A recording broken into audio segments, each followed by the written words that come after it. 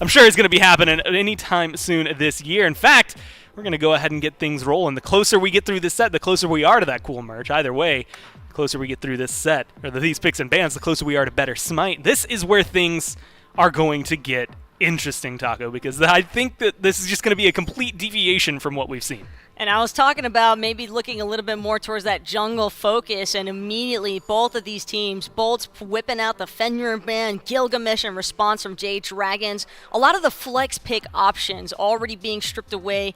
And while Fafnir, Amir, Yamoja, Giannis, those have all been relatively popular bans against both of these teams, I feel as though the direction shifting towards this mid-jungle is certainly the way to go, just because you want to try and force something new, and you can definitely expect that any pro team is usually going to come into a given match with a loose draft in their mind, and the general consensus is usually, okay, well, if they go this, then we're going to go this, and if they go that, then we take this. And it's really cool just to see how much of a shift it has come down to in this finals, because Sol, Raijin, Discordia, Tiamat, the pressure is definitely on the mid lane, that's for sure.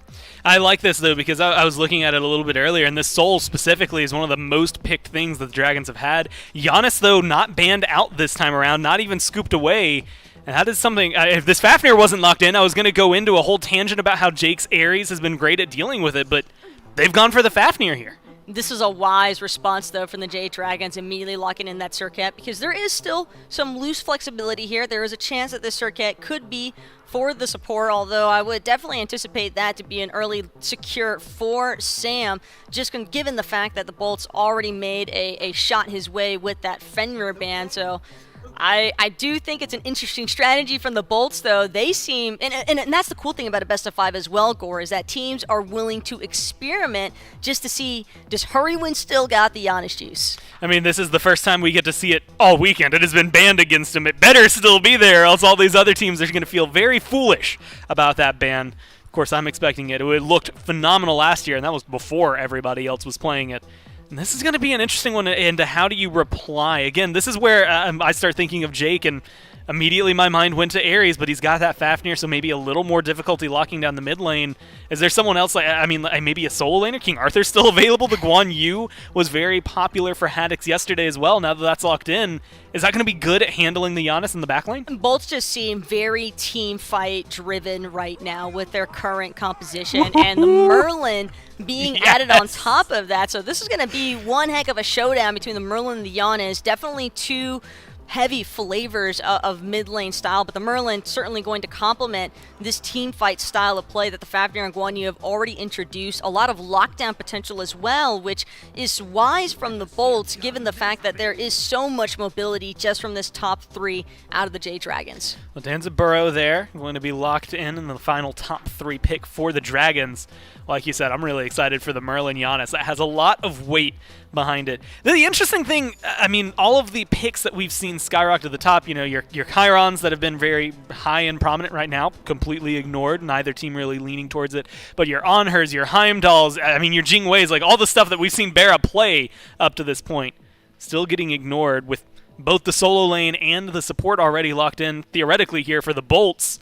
I anticipate more jungle-specific bans, the Raven, now the Jingwei banned out by the Dragons, the Ymir, and probably something else towards Mike about to get banned away. Could potentially be a Sobek, although Jade Dragons haven't really had the most success whenever they have gotten the Sobek in their favor, and Ares not exactly an ideal pick for this Jade Dragons composition either. Wouldn't mind seeing Mike flex a little bit more towards possibly a Xing 10. Could be a solid pickup choice here for the Jade Dragons, just to try and maybe counteract some of that lockdown potential that the Bolts have already opted for.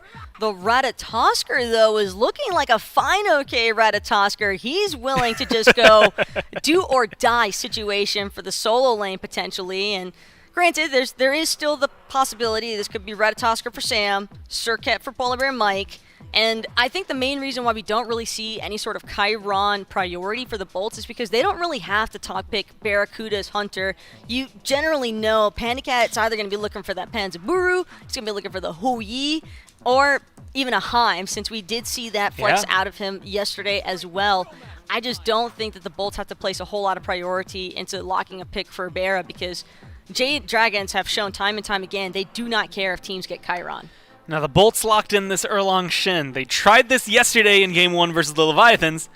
Didn't go that well for them. It was a very not clean game for the Bolts. They were able to come back from it, but now with Chiron around it, Merlin, Guan Yu, Fafnir, I mean, similar-ish to the team they had yesterday, but enough changes that it's definitely going to make some strides. Do you think this is going to be a big swing in their favor, or is that something that the Dragons are going to be able to handle pretty easily? The only question mark I really have is for that Erlong Shen and how effective Lasbra is actually going to be on this pick, because he did look a little bit lackluster up against the Leviathans.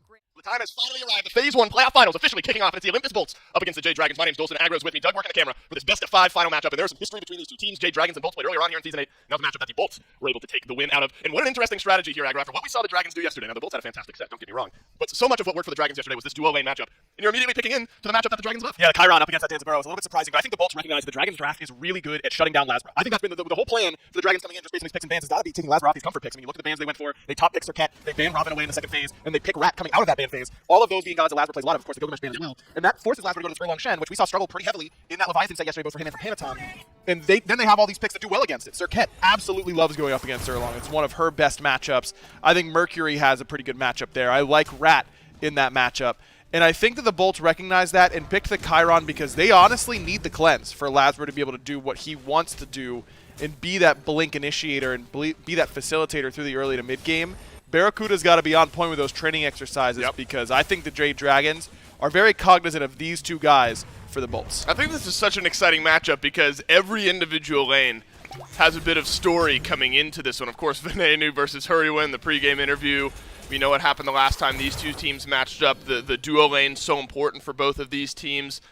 And then a lot of the conversation, I was reading a lot of the discussion before this matchup yesterday, and I tend to agree with some of what I read, and it's that a lot of this hinges, you feel like, on Sanford versus Lasbra. Lasbra showed up so big for the Bolts yesterday in a few of those games. Needs to continue to do so, doing things like this, find the engage, find the beads off of Hurrywind, continuing to find that pressure, especially when we know what Sanford can do on the Mercury. Haddix won't find the solo kill, but Jungle's going to be pivotal here in this best-of-5. I mean, look, the Bolts have all of a sudden really gotten on a tear towards the back end of Phase 1 and the group stages, and now, of course, in the Phase 1 playoff finals. And I think so much of it has to do with their mid 3v3, in particular Lasbra and Venenu really stepping up their play. Lasbra has found a lot more consistency. We've seen this high end from him throughout his career, but oftentimes it was just too few and far between. I think as of late he's really been able to find his stride more consistently, which has been a big deal. But for me, I think Lasbra's been enabled to be more comfortable in large part due to Venenu's raised level of play. Ven has played probably the best Smite in his entire career during the back end of this phase, and that includes his Phase 1 or his Season 4 World's MVP, where he was really playing well for that United team. I think that he's assumed more of an initiator and leadership role on his Bolts team than he was back then, and I've been very impressed with his level of play. And if Ven is going to keep that high level of play in this set, I think the Bolts have a really good shot. And this Merlin has been pivotal to some of that great gameplay there for Venenu. So a fun matchup here between Venenu's Merlin and Hurrywin's Giannis. So high expectations, I think, out of the mid lane for a bit of fireworks. Early on, though, Lasbra finds a blue buff in thanks in large part to the pressure that Haddix already has in on Final K. It's one level discrepancy now. It's Final K. I'll fully push out this wave. But the early pressure, pushing against this Ratatoskr, gives Lasbra the chance to work in, grab that blue buff invade, small advantage over the solo lane. And we haven't seen Sammy level 5 quite yet, and that's going to be the mark for me because he has been so consistent on hit 5, get Sonic Boom, hit a lane with it. Which lane that's going to be, he's been really good at keeping teams guessing on where he is. Watch for the Bolts to get really deep wards in this matchup, knowing that that's where Mercury likes to gank from, coming down the lane more so than coming out of the jungle like a traditional assassin. Here you go, Sanford Soccer's on the left-hand side of the map here, positioning himself between the Tier 1 and Tier 2 tower. Barracuda may be privy to something going on there, doesn't even want to put himself in harm's way, so Sanford Soccer will complete the back here, and avoiding early issue is going to be pivotal here for the Olympus Bolts, because so much what we talked about in this dual lane matchup, the Danza versus the Chiron, so much of what the Jade Dragons did so well yesterday was not allowing the enemy team to kind of withstand that early pressure, so that's so pivotal here for the Olympus Bolts to be able to do. I mean, Barra knows that he watched the set yesterday and saw what everyone was going through. He saw what Vote went through yesterday. He saw what Cyclone Spin went through a couple days earlier. You just got to sit behind that wall and make sure that Sam doesn't have an angle because he has been so accurate with those sonic booms. Oh, level 5 for Polar Bear Mike, only level 4 here for Awesome Jake. If a skirmish breaks out, there'd be immediate support advantage, but early damage in onto Fino-K as the blue buff invade turns in to a little bit of a scrap. Hurrywind returns damage over onto Lasbra as Polar Bear Mike pushes him away. Sonic Boom flies through from Sanford Soccer, but it's only found one. PBM taking damage on the back end, and the Olympus Bolts looking to collapse in onto PBM, and first blood goes to Haddix. I like the idea from Mike. You got to peel Lasbra. Sam getting over there a little bit late, but that's just how that play sort of developed.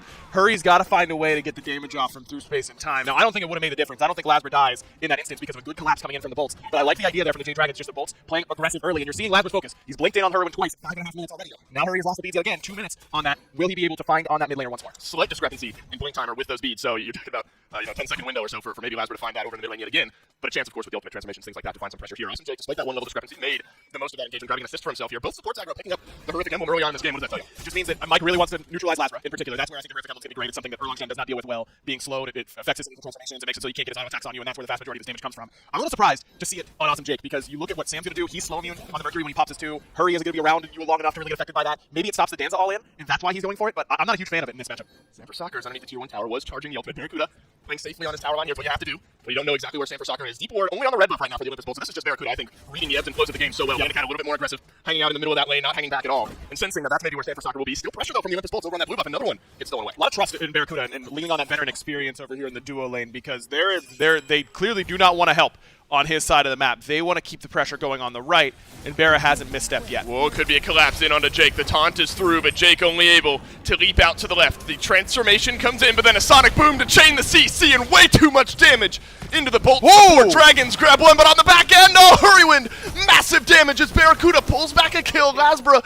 dashed on through, and Panda Cat grabs the double. Man, a huge taunt in from Lasbra. What an engage by him, but it's just a little bit too early from Barra on that Chiron. If he just holds his ultimate so he can hit multiple shots off that 3-man taunt, then I think that goes a little bit better for the Bolts. It's a 2-for-1 for the Jade Dragons. Hurry ends up falling, and I think the Dragons did overcommit onto Jake in that moment. How many ultimates did they use on him right there? 4 ults in order to just make sure they're killing Jake probably isn't worth it. But if Jake just has to do a better job of getting his horrific emblem off in that moment, maybe that would have been the difference maker. Right. But overall, I mean, the Dragons definitely got away with a pretty risky play to dump that much into support, get 3-man taunted, and only lose 1. They should consider themselves lucky. It's pretty important that Barracuda is able to pick up the 1 return kill for the Olympus Bolts, because Panda Cat had the double, and sometimes that's enough to get this Danza lane a bit off the chain. So Panda Cat with an early 2, Barracuda with 1, about a half level difference between these two here, but still playing safely around Sanford Soccer, sending that ultimate Sonic Boom we haven't seen used across an entire lane just yet. More so in some of these jungle fights. That's fighting over these buffs here, aggro. We haven't seen full-on lane engagements, just teams collapsing in around their own buffs. And Sam again on this dual lane side, not trying to mess around with this right-hand side, just as the Bolts are giving a lot of trust to Barracuda. The Dragons are doing the same for Final K, understanding that, hey, you're probably going to fall behind in this game. That's not the game plan, is to play around your side. He's the weak side of the map, so to speak, and they're trying to play around this dual lane as expected whenever Panda gets his hands on it. And now it is a 2-level lead for Panda Cat here after Sanford Soccer rotates in, helps out with that purple buff. Greater Scorpion drop down. What was the poll on Gorp and Scorp? Do we say yes? Yeah, we love it. I'm not sure. We'll have to return to that here as PBM gets pinned on down, but he'll leap away.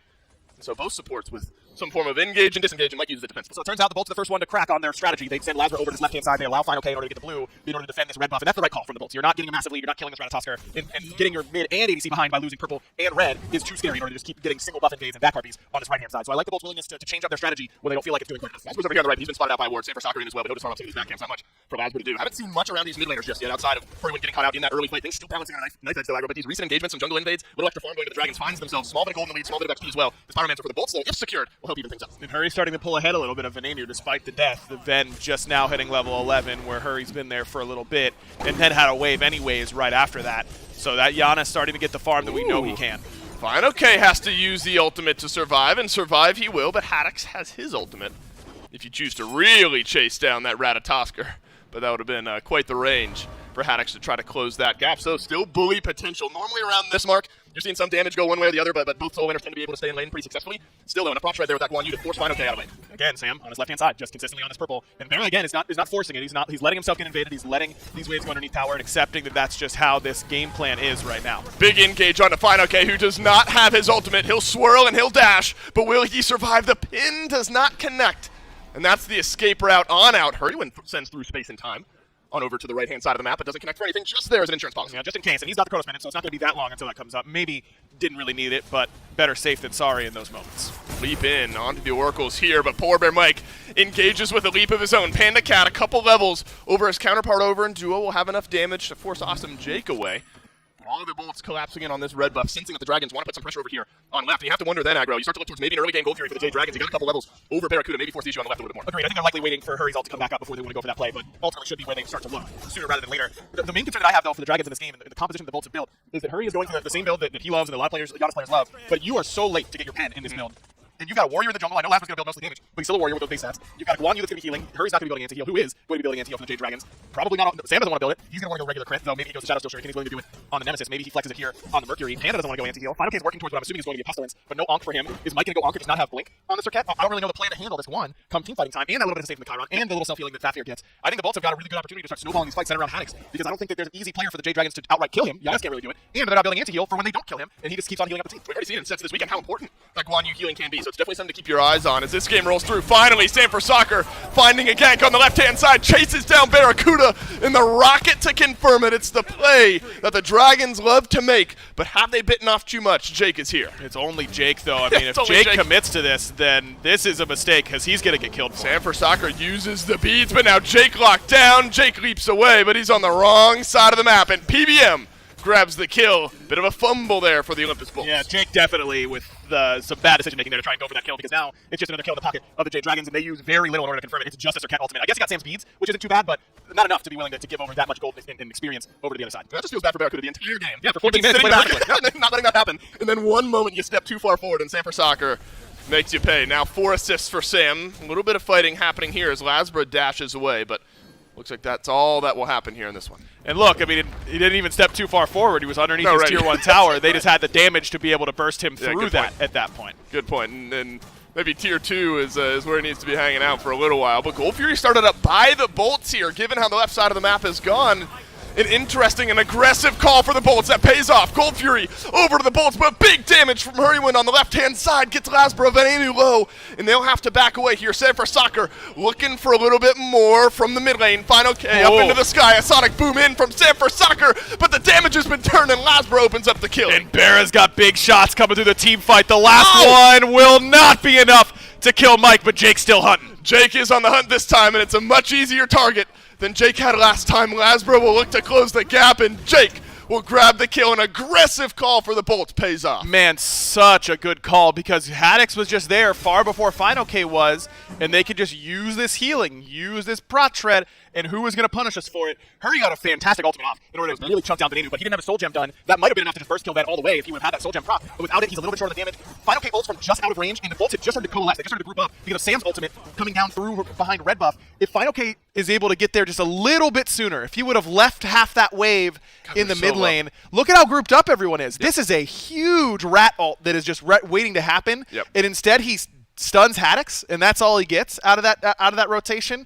I think Fine's got to be there a little bit earlier and really make the Bolts pay for that grouping. And hey, little bursts of healing maybe makes that a little easier for the Bolts around the end of that team fight. Seems like we've got a set on our hands here in game number 1. The Olympus Bolts have brought it back despite early discrepancy on the left-hand side of the map. Barracuda now closes that gap as well. Just one level behind Panicat. Things looking even. And check out the build for PBM. He does forego Blink on some Cat, which is heresy. I mean, you just don't do that. That's what this character does, is gets into the backline quickly and disengages with all the mobility. But this tells me about the Jade Dragons game plan. Mike's not the engager. He's going to be sitting back, and he's going to be pocketing Panicat and Hurry, and just his whole goal is to neutralize Lasbra. He is just playing Shadow Lasbra in these team fights. You've got Ankh to help kill him, you've got Horrific to help kill him, and you've got your last breath in order to help kill him. Lasbra's going to have to be wary of where that's coming from. That's a massive swing here in this game as the Olympus Bolts grab about a 1,500 gold lead, the largest lead they've had here so far. Still 2 levels for Panicat, so there's still an advantage here on the left-hand side, but Barracuda kept plenty safe in that previous engagement. So now, Fury down for a little bit of time, halfway back on that respawn. Pyromancer's fallen as well. Back to a bit of a state of farming, setting up for those next big objectives. So if Mike is not going to be the initiator, who is for the Jade Dragons? Because they don't have a blink across their entire team. Final K's ultimates are going to have to be it. And Sam's ultimates, but both of those, Sam's a little bit less so, but certainly the rat ult is very telegraphed. Are the Bolts going to be the ones having to initiate all of these fights and just kind of waiting around until the Jade Dragons then counter-engage?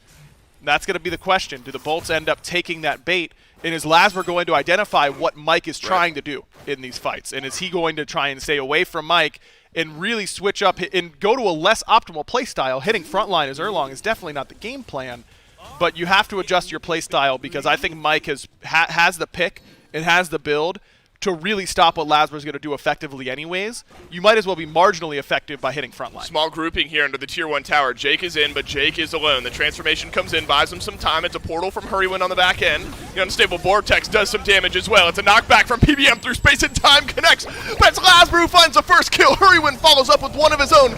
Sanford Soccer locked in place, and Lasbra through the Cosmos will grab himself a double. It's a 2-for-2 trade as we stand. Yeah, but the Jade Dragons are the ones limping away because Haddix is up and he can heal you, and Venenu and Barracuda are full HP with 3 out of 4 relics available. They can keep this siege going because who puts threat onto Haddix from here? Top mid carry for all these teams is Haddix and Fino K looking like they might find a re-engagement here, but instead it's Panda Cat. Walks a bit forward, the Olympus Bolts not wanting anything extra. They don't get the Tier 1 tower in mid. This is real close, though. One wave crashes into that, and the Olympus Bolts grab themselves a little extra gold. And that time it was Mike who didn't get his relics off on that dive. If he's able to get a horrific Emblem for the midst of 5, a Cursed Onk, you can end up turning that fight a little bit more easily. But the fact that he got bursted right after hitting that last breath is a huge deal for him, and that makes that fight much harder for the Jade Dragons to really come back into. It was a good ult from Sam. It's the final K got in the back line, but they were focusing on Lasbra. I mean, Ven and Barra took next to no damage in that fight. And that's a testament to how good their front line is, and has been throughout this run that they've been on. Haddix has been unbelievable out of the solo lane, especially for a rookie. Jake goes back and finishes up the Frenzy. That plus Coerce means objectives die quickly, but it's the Dragons on the Primal Fury, and it's the Dragons finishing the Primal Fury. A quick call from the Jade Dragons, and it looks like that's it. There was a big fight after the last one, but the Dragons happy to take the objective and back off. And look at how little damage Jake took for jumping in there and being right in the thick of that objective secure. This composition for the Dragons does not kill tanks particularly well, especially right now where they're on the build. And Hurry's going to finish off this mirror in. That'll give him his first pen. Now 21 minutes in, and he'll have 10%. That's it. Then he'll probably work towards an Obsidian Shard, maybe a Charon's coin, but I'm more of a fan of Obsidian on Giannis. Then you're sitting at 30%, and you're going to need to still sell your boots in order to get to that 40% mark, or buy a Power Pod. It's just a little bit too difficult for them to knock down these tanks anytime soon. Sam's working towards Wind Demon, or maybe Shadow Steel, so maybe he will be lacking in pen, right, but at least have the anti-heal. You see where all of these catch-22s are coming into play. Now it is worth noting that Final K has gone to the Acorn that gives him double of that flurry, and that is a prop trade ability. And he's done with the Void Shield. So I think Fine is actually built very intelligently in order to make sure that you can strip those protections a little bit better for your team, but that's not going to be the difference maker up against Sovereignty, Trade Fafnir. I mean, you just, that prop trade will help, but that's, you know, that's like having an umbrella in a hurricane. It helps, but it doesn't really do that much for you. I hope it doesn't lift you up and take you away. This Final K at 101 has definitely played a role here in this game, guys. My Doug, it is a Shadow Steel Shield getting picked up now for Sanford Soccer, still sensing that more anti-heal is needed, and still built into that crit somewhat well. Yeah, exactly. I mean, it's cheap. It's not as bad as it used to be, but it's not exactly great. It's just when you need it, and that's what Sam needs at this point. But this means, is he not going Wind Demon? Is he not going Deathbringer? He's got to choose at least one of those, or he's got to sell his starter, which isn't horrible in order to get those huge power spikes, but you'd like to be able to fit it all. The Dragons have to be here. The Olympus Bolts, with the way that Awesome Jake can push this team forward around objectives, could do Pyro or FG so quickly. I will say, though, I don't like the fact that Jake has not upgraded those starters, and it's made a difference in his gold income. I mean, he's got a full item over Mike right now, sitting with that Pridwin, but I still really wish that he would have upgraded these relics. They're so impactful when upgraded, and it just makes a huge difference for these team fights. Well, it's Pyromancer secured by the Olympus Bolts. 31 sent through space and time on in. It didn't connect onto anything. The Olympus Bolts have all their actives ready to go here. You can say the same for the Jade Dragons as well. Right side, towers they're going to start to get pushed in here. The Jade Dragons rotate on through mid. You wonder how aggressively the Bolts can try to play these next couple of minutes. Hurrywin doesn't have through space and time, so the ability to push up, maybe feeling a little better. We got a 1v1 over in the mid lane, but Lasbra wants nothing else. Haddix gets taunted on in, and it's a leap into the back line by PBM. Cavalry Charge answers that one out. Mike stunned up, pulled back in, nearly taken down, but there's not enough damage until there is, and Barracuda finds the kill. Huge engage there by the Bolts, and just catching the Jade Dragons without one of their primary engagers in this Mercury. And now Sam doesn't have the beads because Lasbra got it with his ultimate in the mid lane.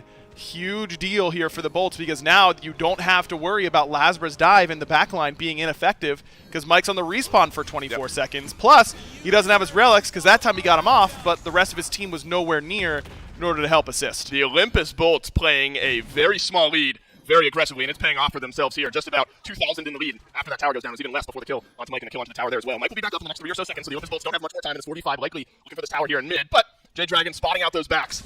Realize they can play maybe a touch more aggressively here on a Jake and Lasbra. And Hurry's got the ultimate, so you know that the Jade Dragons have that chase potential with the Giannis and the Ratatoskr. It's just a matter of how well can this front line continue to be invincible for the Bolts now that chin size are done for Panda Cat. Yep. And you've got Pen for Hurry. Oh, Frenzy popped and Final K will avoid enough of the damage to get up into the sky. And out he will go. That is big re-engage or initial engage potential. When you're already on a team where you're worried about where that engage is coming, you don't want this Ratatoskr ultimate getting burnt defense. No, you don't. He's got a little bit of CDR there from the Glad Shield, but that's about it. So it's going to be a while before that ultimate is back up. but it.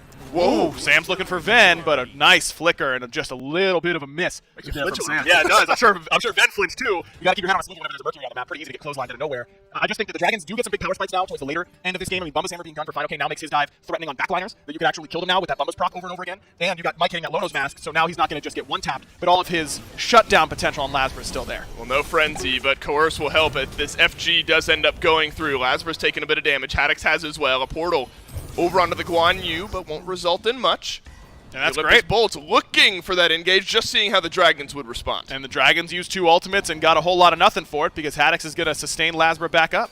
There's a stun over onto Polar Bear Mike, and the root is as well. Final K has the ultimate. He looked for an engage onto the back. He's found Venenu. That's a priority target here, but can the Dragons follow up? It's over onto Lasbra on the left, where most of the damage has been found on a knife edge as this fight, both teams back away. I just think the Bolts, you see the strength of their draft right now. Frankly, I think they outdrafted the Dragons in this game. The Dragons, I like their idea. We're going to keep Lasbra honest. We're going to keep him off his comfort picks, and we're going to try and pick something that we can engage with. Wow, the Bolts start up the Fire Giant just a moment ago, and it's nearly dead. Has not been reset. No, sir! The Dragons steal it away. The Olympus Bolts don't look for the fight. Neither do the Dragons. Dragons take it. Major look from Sam for Soccer, and the Olympus Bolts think it twice. And you know he rolled a crit on that as well. 564. He doesn't have that much crit chance in the build with just 2 stacks on the Rage and that Shadow Steel Shuriken. And you can't even get that mad at the Bolts at that point. I mean, Sam uses beads in order to get in there. You know that you're coin flipping that. Maybe they should be taking that fight knowing the Jade Dragons are down a lot of ultimates in that fight, but so are the Bolts after that last engagement. They're just relying on that. Did Jake not use the Frenzy? He didn't. That's what I was about to point out. Okay, that's where still there. That's where that's the mistake that you've got to do. I mean, they try and zone him. You just got to tip your hat to a guy making a play. And Sam makes a play. And the Panic Cat on the back end gets a pretty big taunt. Yep. And keeps Sam for Soccer alive on the end of it, so the Bolts don't even get anything in. And look at the shift that this game has now found. Earlier on, I mentioned the Bolts doing a lot with a small lead. And now you can tell how close this game really is with the FG steal. Jade Dragons now able to rotate over, grab a Fury on the back end of that, and suddenly it's the Bolts who are on the back foot. And you've got to keep concerned about their ability to get into this back line. As much as I think the Bolts did outdraft here for the Jade Dragons have that oops, I win card. And oh, our back line is got hit by Yanasol. Guess we lose. Or oh, I guess Sam hit a really sick Sonic Boom, one-shot one of our carries, and now we're tanking this up front. Doesn't really matter. Guess we lose. And that just happens easier whenever they have a Fire Giant on their side and they get to late game. Sam has finished Deathbringer, so he's not looking to hit for a line at all. No Wind Demon, not a whole lot of pen for him. He's just going to 2-tap this Chiron if he gets on top of them. And the Bolts, I still love their composition. I still love what they can do, but they've been able to control these fights really well, and it only takes once for the Dragons to break it open. Lasbra and Venenu. See PBM and Final K over here on the right. That means Sam for Soccer, Hurry, and Panda are looking towards this Tier 2 tower. Hurry went on the back end, as you figured, adds in a little bit of percent pen into that build. So you talk about the Oops I Win card, Venenu or Barracuda, who sometimes are through space and time magnets. Yep. They're going to have to position themselves pretty smartly here. Portal goes up. That's going to make the Bolts think twice about where exactly they position. You send Final K or someone of the like through in on there. And suddenly the engagement is made a whole lot easier. Ooh. Awesome Jake taking a bit of damage. Panda Cat, first to reach level 20 here in this game, absolutely swinging. Yeah, does not have the beads any longer, though, because that hammer found home from Jake, and I think a little bit of a panic beads in that moment from Panda. No carry. All the carries were in front of him.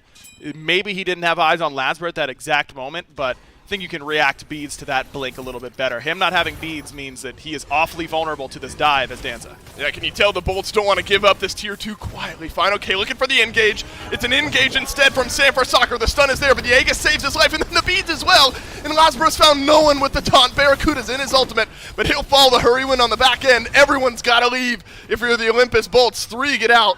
Lasbra in a bit of a sticky situation. And Panda's going to be the one chasing. Beads used by Lasbra, and I just do not think it's going to make a difference for him. Sam doesn't have Blink. Maybe Lasbra can't escape. Maybe he can. Just needs nice those cooldowns to come back. It's a slow from Hurrywind, then the pin on the back end, and a killing spree for Hurrywind. 30 minutes into this game, the Olympus Bolts, 3 members left alive, defending the Phoenix. And think about how well these fights have gone for the Bolts. It's because they've been able to separate these team fights. They've been able to keep front line far ahead of their back line and use the length of their back line's damage to their advantage. Underneath that tower, it all gets messy. It all gets condensed, and it's much easier for your front line to get bypassed.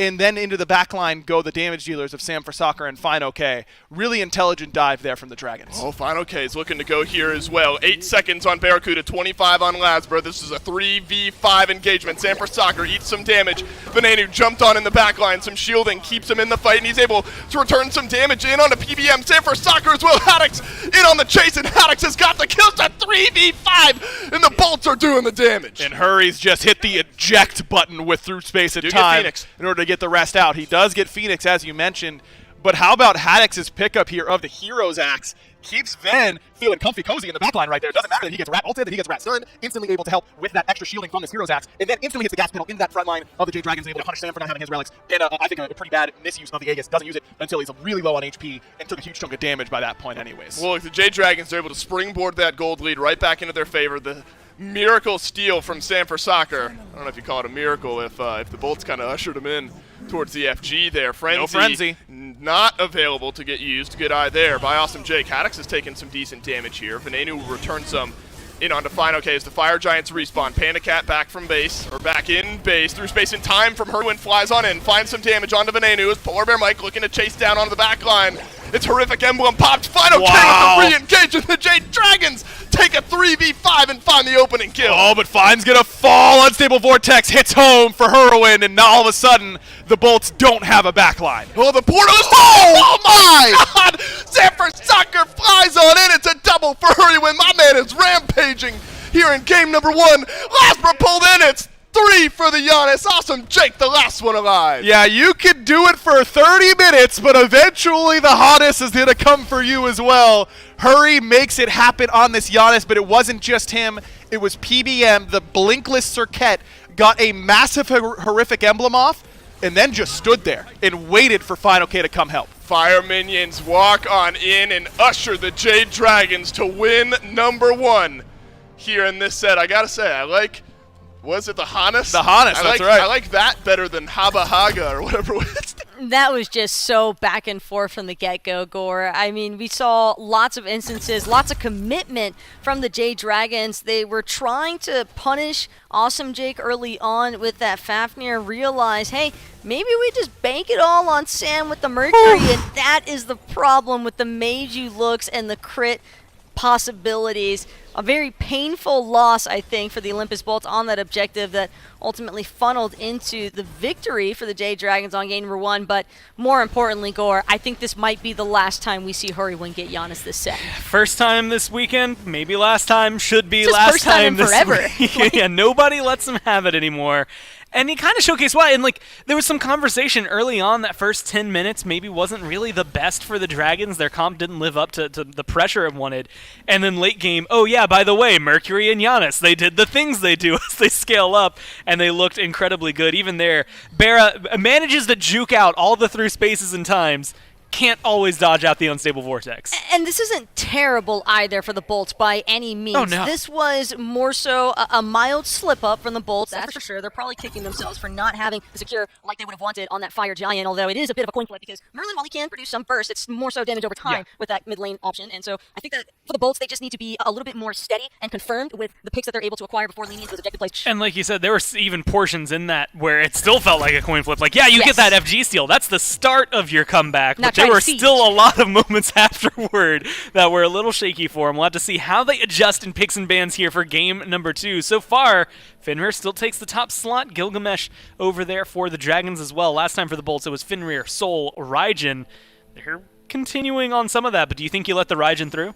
Raijin could potentially come through. Bolts could also maybe choose to reban the Raijin, let Hurrywin have Giannis again. Nope, cancel that. That's going to be an option totally eliminated from the realm of possibilities here in game number 2. Bolts, I was going to say they let the Giannis through just because it wasn't like the Giannis was controlling everything for the first 20 minutes of that game. It really wasn't until after that Fire Giant came through for the Jade Dragons that Hurrywin was able to really start finding those super powerful unstable vortexes because they just delayed the game. That's all that the Jade Dragons really needed to do was find that little bit of game delay until they had their itemization online to optimize their burst. But I like the Circuit ban from the Jade Dragons since they're not in that first pick position because I do believe that the Bolts would have probably opted for that. But seeing Haddix with the switch up onto the King Arthur, a wise choice. It's a lot more difficult, I think, to try and run something as aggressive as the Ratatoskers. This might be a little bit more of the conventional solo lane picks here for the Jade Dragons. And again, wildly successful for them through Phase 1, like an 87-some-odd% win rate for them. The Bolts love this King Arthur. Haddix looked good with it. I believe most other teams had started to struggle with him towards the end of the phase. At least it was being handled a little better, I guess is the better way to work with it. that the King Arthur looked good. It was just maybe the teams crumbling around him. Haddix, though, has always been able to stand up there. It looks like they're going to get the matchup immediately by locking in the Cullen. Throw your memes out there now, chat, and put them on Twitter. Anything, anywhere that you can put them, because now is going to be potentially the only chance. It depends on how this matchup goes. A big fan of the Pele pickup here, though, for Sam, largely just because of the fact that Pele does a lot of the same things that you would want from, say, a Mercury or a Fenrir. She is still great for cutting through to the back line. She has a lot of mobility in the early game and just a lot of pressure as well. Pele is just such a threatening force throughout that first part of the laning phase, and I think it's especially going to apply a lot of pressure onto Awesome Jake and Barracuda over there in duo lane. They weren't really getting too heavily focused out. The Jade Dragons were having some difficulties because Lasbra just had some fantastic rotations and set up for his team, but this Pele pick could definitely pose a lot more issues if Lasbra's trying to run back the Erlang Shen, but I'm very skeptical to believe that he would want to go for that again. And for those who remember yesterday, it was Game 3 versus the Warriors that Pele came through, and it was frightening to see what Sam was able to do with that one. But now the Jingwei, the Fafnir, that feels like a really Bolts top 3 that has been locked in. All of them fit really well with their hunters. Although Jingwei, I mean, right now, like the quote-unquote best hunter, it feels like a few weeks ago it was easy. You just say Heimdallr on her and you were right. Now it feels like that's such a difficult conversation to have, this Jingwei getting a top 3 spot. Jingwei is just a heavy survivability pick. She can also lean very heavily into the crit builds that have sort of faded as of late, but Jingwei definitely still gets a lot of utility out of that build pathway. It's super strong for objective play, which again, I have to believe that's what the Bolts are trying to lean into here with that Fafnir having been picked up. Neither team's mid laner, though, having been priorities in this top 3 section, Gore, and I believe that that's just due to the fact that both of these teams kind of left their hunter, well, Bolts left the hunter to the wayside. Same for the Jade Dragons. They kind of left Fine OK and pick a little bit more to the wayside, and it seems as though they just wanted to swap the prioritization because it might just give the Bolts a little bit of an edge, especially around those mid-game team fights, Gore, because I don't think that Pele is going to have as much of an opportunity at punishing a Jingwei. Oh, and Kronos, of all things, banned out. I was going through the list of things I've seen Vin play and do really well with. I was expecting to see Merlin up there, but Kronos being taken away by the Jade Dragons here. Something that we've seen a few times, like Xerus loves to run it mid. We've been seeing specifically the Valkyries run the Neath combo with that Kronos. What merits does that have? Like, why take it down? Kronos makes sense because Jade Dragons, they are playing for single target focus. And if there's one thing that Kronos can be great at, it's avoiding all of the possibilities of dying if you're able to find a solid rewind. And there is some great bursts so far from the Jade Dragons, especially now that they have that Raijin in tow, the Taiko drums with the Pele ultimates, even the Dunsburu. There's a lot of power in the Jade Dragons composition, but again, a Kronos, a simple rewind, and all that damage just falls to the wayside. So it definitely is a pick that makes sense, and Kronos also excellent when it comes to objective shred with the Fafnir in tow. No, this Raijin, it's not something like we see Heroin kind of have to shuffle a lot. This Soul has been a very big pick for him. The Yanis has been very big for him. Raijin's there, it just hasn't necessarily been his go-to god lately. So it'll be interesting to see how he's going to pilot this one and where exactly he's going to be able to take it. But they're going to go back to the Erlang Shin here. I mean, you had said it at one point while we were watching that. You were like, man, Erlang and slows, it is the worst thing that you could possibly feel. But admittedly, Lasbra had a really good amount of setup in game number 1. He hit me with the bamboozle here, Gore, because I did not expect him to want to go back to the Erlang Shen. And it's not like he played it poorly by any means in game number 1. It's just that once the ball started rolling for the Jade Dragons, we started to see those negatives involved with the Erlang Shen, all of the slows, all of the interruption. And I'm seeing still a ton of slows and interrupt from this Jade Dragons composition. But if Lasbra can get off to a strong start like he did in game number 1, and the Bolts can actually lock down on the big objectives like the Fire Giant for the secure, Discordia might also be a little bit better for that. Now, of all the things you can say, first off, just looking at that hover, I see the Dragons logo over there. That very, very similar in terms of pose, even though you might say that's more Leviathans for Jormungandr, but it's going to be the Umoja. I was actually going to say coming into this, these last 2 picks are perfect. The Bolts banned Raijin and Umoja every single game that they've played up to today, Raijin was still banned in game 1. Yemoja kind of tossed to the wayside. Now both of them coming in for the Dragons. A lot of options there for the Dragons and for the Bolts in this one. Feels like a coin flip going into it. Let's go down to Dave and Aggro and see how it plays out. Olympus Bolts, even with a loss in game 1, probably feeling comfortable in some sense of how they brought themselves here to play up against the Jade Dragons. It's now the time in game number 2 here where I think a win is so crucial for the Bolts. And of course, you can win 3 straight, but you don't want to have to do that against the Dragons. No, definitely not. I mean, game 2, Mifflin and I had a long discussion at the beginning of the weekend about in best of 5s, which games are the most important. Without elimination games, which is obviously the caveat, I think game 2 is the most important because going down 2-0 is such an important, it's so difficult to come back from. But evening up the series 1-1 is a big to get that momentum back and reset the series mentally. I think the Bolts have gone with an interesting strategy, and I'm interested to see how the Dragons respond to it because I think it's the first time that we've seen the Dragons have this Danza pick up against a really safe hunter in Jingwei. And how is Barracuda going to be able to withstand that pressure? Will the pressure still be there? Will the Dragons switch up their lane that they want to try and send Sam to? And will it be more mid lane oriented? Because Discordia can suffer from early dives. She can really struggle to get away from characters like Pele if falling behind. Now, we have seen some variety start to spring out of the starter items over in the long lane there, but with the Hunter, we've seen some Dust Toll. Obviously, Bluestone has been pretty popular with a lot of the Hunters. The Arrow Start's still here for Barracuda aggro. I mean, that just kind of synergizes a little bit better with the Jingwei, keeps you getting that gold in your back pocket a little bit more consistently. I don't think you don't want to fall behind on. You're not getting pressure, so trying to go with something that gives you pressure ends up not really paying off anyways. More gold is just better. So I think it's good. I think that Hunter's really gone away from the gold arrow a little bit too quickly, in my opinion. The stats might not be great, but if you're not trying to fight anyways, and you think you're going to be able to get away with not losing a whole bunch, getting the extra gold is just the best thing you could be doing. And over here in the dual lane, you have Awesome Jake back on the Fafnir. Wild to me that PBM gets Yemoja last pick. Yep. that seems pretty crazy to me. Yep. You're rolling the dice. Like Gormizer called it a coin flip. It feels like you're flipping the coin here, given like a pick like this that late on in the draft. And it's a little bit of a different look, but a similar game plan, I'd imagine, for Mike on this emoji pick in comparison to that Serket. All about The Fafnir we know is a pick that can work as we jump back into game number 2. Didn't look fantastic there in game 1. Do you like the Bolts going back to that pick here for a second time? I do. I mean, just talking to Barra a lot on our podcast that'll be on later tonight at 8 o'clock, Just for the record. Really? During the Hawks? That's right. Listen, man, I got to make it happen, just like Sam is trying. Oh, there's a root in onto Sam. The stun is there as well, but the damage Oh! the Riptide, the pin on the back end. And Lasbra transforms, rolls on through, finds first blood yet again for the Olympus Bolts. And that is big from Venenu on the back end, but it's not enough. Hurry answers back. And Barra is just nowhere to be seen on this fight quite yet. It's still a 3v2, and the Jade Dragons are going to end up trading 1 for 1, but certainly you like that fight more for the Bolts, knowing that Sam fell for the first blood just a little bit too aggressive.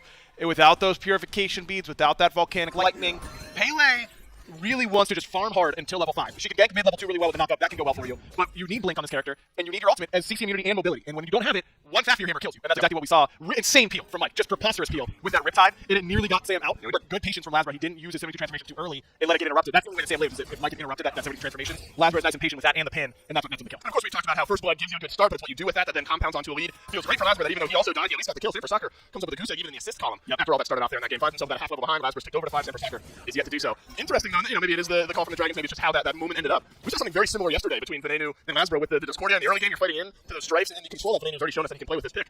I don't think he looked over. No, definitely not. You're going to end up in some pretty bad spots. But now he's pretty far behind. I mean, Hurry is level 6. Eventually level 5 off his wave. With that kill bounty, that extra gold, and the experience, of course, that you get from it ends up being a pretty big difference maker. Hurry is solidly a level up, and that's not where you want to be up against Raijin. Because when he gets enough damage and can just afford to jump in and play stupid aggressive on this pick, it feels nearly unstoppable. Yeah, I love seeing the Raijin back in the meta here a little bit.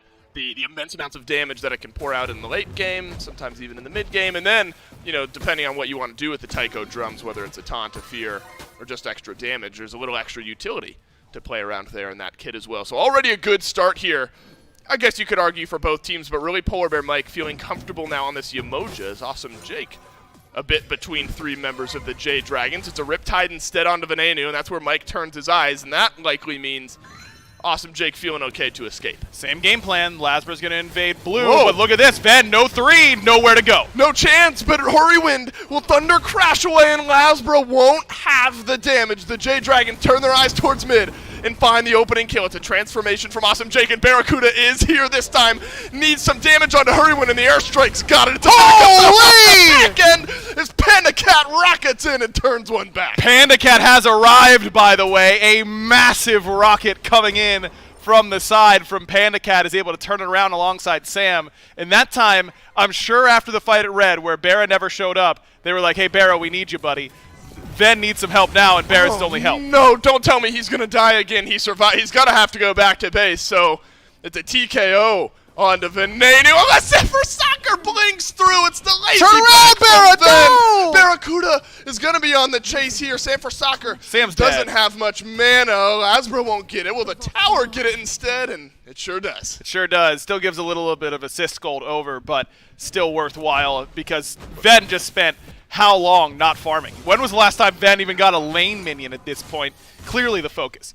Absolutely is. Luckily for the Bolts, the gold in the even territory, even a little bit over towards the Olympus Bolts. The XP not out of hand, but starting to get in that direction here for the Jade Dragons. Lasbra feeling comfortable enough to grab the Scorpion, the greater Scorpion, and down it will go. I think now the Olympus Bolts just need to take a bit of a deep breath. That was chaotic there in the mid lane. It was. For just a moment. Venenu dies to a great engage from PBM, comes back to lane, takes too much damage, lazy backs, dies. You gotta slow this game down around this Discordia and give Venenu a chance to farm. Yeah, but are the Bolts gonna be able to slow it down? Right. Are the Dragons to gonna them, let right? them? Yeah, exactly. Maybe they won't. It's a hammer onto Sam and a transformation all in onto this Pele. The follow-up leap from Awesome Jake, not enough. There is a stun onto Hurrywind, though. Olympus Bolts collapsing on in, but from over the wall, PBM sends the River's Rebuke. And now it's Haddix and Awesome Jake caught between 3 of the Dragons, and Hurrywind has his second of the game. Fine, okay, just short on the route, but Wow. with it blink, I don't think he's going to be able to close this gap onto Haddix. Jake, again, a little bit too aggressive. That Pele mobility, it comes into play pretty heavily whenever she's got enough fuel in the tank, and Sam's able to hit the eject button pretty quickly on that fight. Baits Jake into a bad spot. I feel like Jake's just trying to do a little bit too much right now. Saw it in game 1, here again in game 2. Well, Haddix down to half. Okay, and Sam looking towards the tier 1 tower, but King Arthur difficult to dive here at this point in the game. Well, he's tank boots, but only going to get more difficult. On the back end of that, Panic rotates over, steals away the red buff from the Olympus Bolts, so small moments maybe making a big difference here as Lasbra looks towards the left-hand side of the map. PBM is there to answer back, though. Awesome Jake returns with the hammer, but it's a good stun from PBM to stem that immediate follow-up. And Mike has beads, but didn't use them. Nice and patient with that relic, knowing that he just needs to stun and then Riptide away. Really patient on this Emojo. And so far, it's made a big difference. He's got 100% kill participation already on this pick. We've seen the Dragons themselves struggle against it, particularly for Neil in that matchup. I think Neil really showed off how good this pick can still be. And I think Mike's doing the same. 1-0 and 4. Really been a difference maker. Absolutely. Participating in 100% of the kills here so far. That's towards the bottom of those network starts, as you point out there. Unfortunately, it's Venenu. And you think, look, you look at the gold up top, if you're the Olympus Bolts, you're thinking, we're only down by 1 to 300 gold, depending on where the waves are. After being down 3 kills here in the early game, you're probably feeling pretty good about it. Unfortunately, it's Venenu where a lot of that difference, it would be worse for the Jade Dragons maybe if Venenu hadn't fallen a bit behind. Exactly, and the XP is maybe the bigger deal. Now, the good news is, when you're playing Discordia, even when you aren't doing very much, your passive is going to help. And you're going to be able to help boost somebody up, at the very least, on your team. Can't tell who has the Discordia passive right now in this matchup. It might actually be Ben, just based on those the fact that it is actually Venenu's. This is worst case scenario, right, for him, is that you have the Discordia passive, and it doesn't really make that much of a difference. Now, it makes it so that he's not as behind feeling as he normally would be, but you'd much rather have that on Barra to let him try and do his slightly over in duo, or maybe Haddix and Lasbra will make these right side invades be a little easier. PBM and Awesome Jake continue to hold the hands a little bit there in the mid lane, but it's Venenu who needs a little bit more of it, 2 levels down now against his counterpart. You imagine that trend continues on here. The aggression, though, from Hurrywind and PBM. Will they collapse in? After what we saw, I wanted to be hesitant there because I wouldn't have been surprised if the Jade Dragons were aware of that. They crash on in and try to find something, but now hello. Soccer turning around onto Lasbra. The knockup is there, and Mike nearly has enough sustain to keep his jungler alive, but instead Haddix has found the opening kill, and the Taiko drums will be enough to return back from Hurrywind, and the cooldown is there, and the Raijin gets out. Yeah, just off the mark for that hammer for Jake. He still gets the bead from Hurry, so not the end of the world, but maybe could have gotten the kill if that had landed. How about reacts to the blink in, and I think he was trying to escape. I think he assumed that Lasbra was coming from bottom left side, and that's where the blink would be coming from, so he whips his camera with that volcanic lightning for the CC immunity.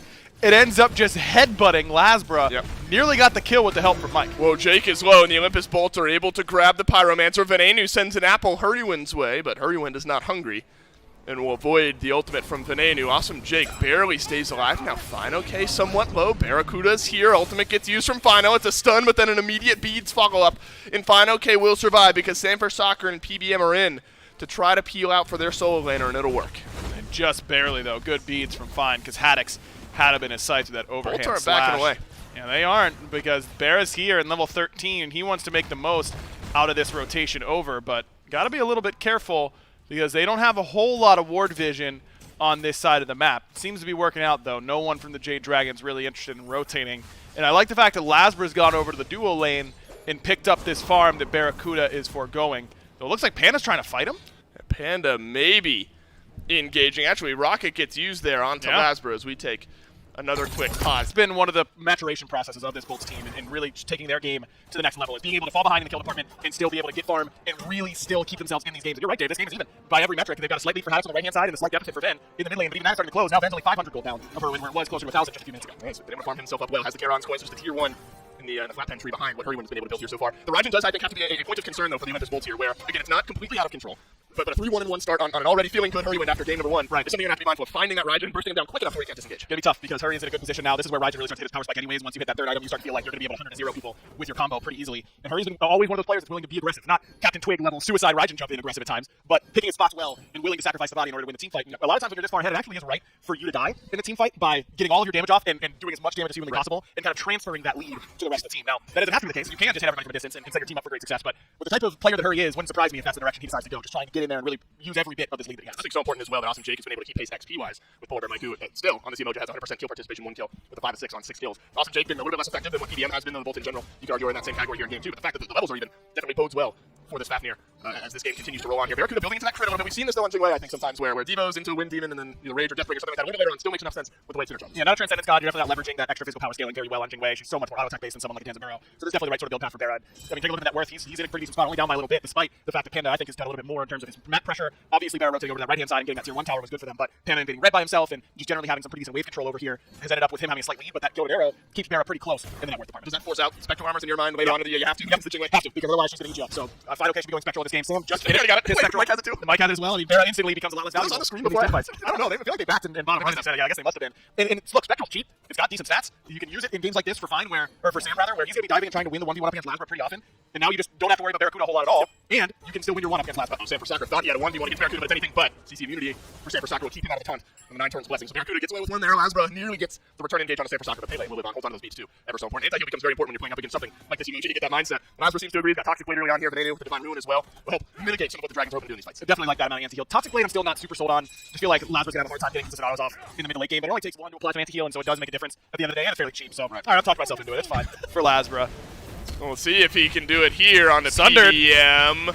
Lasbra taking plenty of damage in the backline, though. Awesome Jake has transformed Apple. No good. Would have made a difference on to Hurrywind, who has to escape over to the tier 1 tower in the mid lane. If that Taiko Drums was still up, there's still enough range on that where Hurrywind could have made a difference. But the Olympus Bolts, they found their target. They wanted that Raijin. Nearly got the kill. Nearly. I mean, upgraded Sunder there for Jake. And how about Haddix not trying to blink in and save Lazarus from the melee damage coming from Polar Bear Mike, but instead just gets on top of Hurry very quickly and forces her to cancel out those Taiko Drums, beads, and jump over the wall. So really good target identification from Haddix, who had a really, really good game 1 despite the loss of the Bolts. And now he's on his best god in this King Arthur. So excited to see what he's going to do from mid late game. If the Bolts are showing us anything, it's that they will not back away when adversity starts to strike, and it had early on here in this game. But the Pyromancer, yet again for the Olympus Bolts, proves that they are here to play. It's a knock-up from Final K, and some damage returned onto Lazarus. The Strife does not connect, and the damage is all but there. And PBM is in on some peel as Final K walks out with his support. But Haddix rotating around the left. Lazarus ends up dying in the back line to Sam for Soccer. The Olympus Bolts need to pull one back here. They want PBM. Whoa! They want Final K. They might want Sam for Soccer, but they won't get him. Not just yet. Panda Cat rotates in, finds the opening kill on Ven. Yeah, just way too much target focus onto the tanks. Fido K and Polar Bear Mike just look like this tasty little meat running away through the jungle, and the Bolts swallow it hook, line, and sinker. They go all the way to the tier 2, and Sam picks off Lazarus, who's 1 HP, and then comes in with a massive ultimate on the back end. Steal in game number 1. Awesome Jake is going to have to work some magic to grab a steal here in game number 2. Fire Giant low, Taiko Drums used. Jake jumps on in, and the Jade Dragons make no mistake. Grab the FG, and a kill onto Awesome Jake at the end. No problem with Jake trying to go for that play at that point. I mean, you've got to try and make it happen on that fight, because you just know that a Fire Giant at this point for the Jade Dragons, when there's this much gold on the map for them to take, is going to be difficult to come back from. So Jake throws his head in the ring at the very least, but just an overextension by the Bolts. Find does such great work, man. I mean, he handles the 4-man dive onto him really effectively, nearly killed Lazarus all on his own, and then still manages to escape. Mike's in the right spot, and the Bolts just cannot help themselves but try and kill these frontliners. When their composition, I mean, the Spectral Armors, there and done for these guys, mean that Bear's not doing that much damage. Ven is too far behind to really put a whole lot of threat on these frontliners. He only doesn't have a whole lot of damage in the build at this point. Needs his 4th item in order to really get that big power spike, and the Jade Dragons are able to just come in play cleanup proof. Sam comes in, hits a massive volcanic lightning, Panda Cat hits a massive rocket, and the fight's just over because the Bolts walk into traffic without looking both ways. How many times have we seen this from Panda Cat? Where regardless of how slow the game has gone from early on, as Don says, still feels good. 3-0-3 now. Yep. The Jade Dragons Hunter Gold Fury is going to get taken down by the Dragons as well. It's a 2-level lead for Panda Cat over Barracuda, who might have gotten a little spooked there by the 3 Spectral Armors over there for the Jade Dragons. A little bit of a pivot towards the end of his build. Just has the Wind Demon right now and forgoes crit with that most recent item purchase, and maybe that's the right call. I think so too. Switching over to the Chins, I mean, you've got 3 Spectrals on the other side, and used to be that crit was so strong that Spectral just kept you afloat against it, but the crit was still the best way to go. At this point, maybe this is the right idea. Uh-oh, Final K's found Barracuda with a knock-up in the backline, but it's a follow-up stun, and the Apple this time does connect, but where did Haddix go? He is gone, he is missing, and Sam is the culprit. Awesome Jake rooted down beneath the tier 2 tower. Barracuda's finding some auto attacks here, but now the front line mitigated for the Bolts. And Fido K again just soaks it all up. Not a care in the world. Great healing coming from Mike. Fine needed every bit of additional HP that Mike tossed his way. And the Jade Dragons are now 7k gold in the lead, 1 Phoenix down. Lasbra, Ven, and Barracuda We're going to have to sprinkle some magic here into game number 2 to keep it from going That's down good. 0-2. That's a good bit of damage on the Panda Cat in the backline. Venenu resetting those cooldowns as best as he can. But Sanford Soccer has found the Discordia. Panda Cat grabs the opening kill onto Lasbra. Now Barracuda on the wrong side of things here. Low health bars across the Jade Dragon. Sanford Soccer searching for Venenu. Barracuda goes on back to base. Venenu weaving the damage in there as best as he can, but the Jade Dragons juggle it well, and they'll take game 2. Man, close. I mean, Haddix and Jake were coming up, but not close enough for the Olympus Bolts. And that's what this Jade Dragon team does so well. They just get this slight lead, they win one fight, and the game just feels over.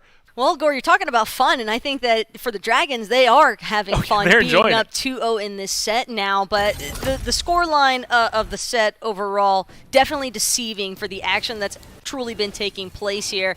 But game number 2 was just all about kill Venenu, and this was very much what I kind of was expecting to happen when you look at just how much dive the Jade Dragons were bringing in. So I think ultimately for the Bolts, if they want to bring this one back into a contention for the best of 5 series, Gore, they're really going to need to just maybe look to prioritize a nice solid mid lane pick for Venenu that doesn't have to really have as much dependency on the team peel, because when you have 5 different members from the Dragons just trying to gun you down at all points of the game, it just gets incredibly difficult to farm. And that was really what hurt the Bolts the most, I think, as this game started to progress more towards that mid-late game aspect.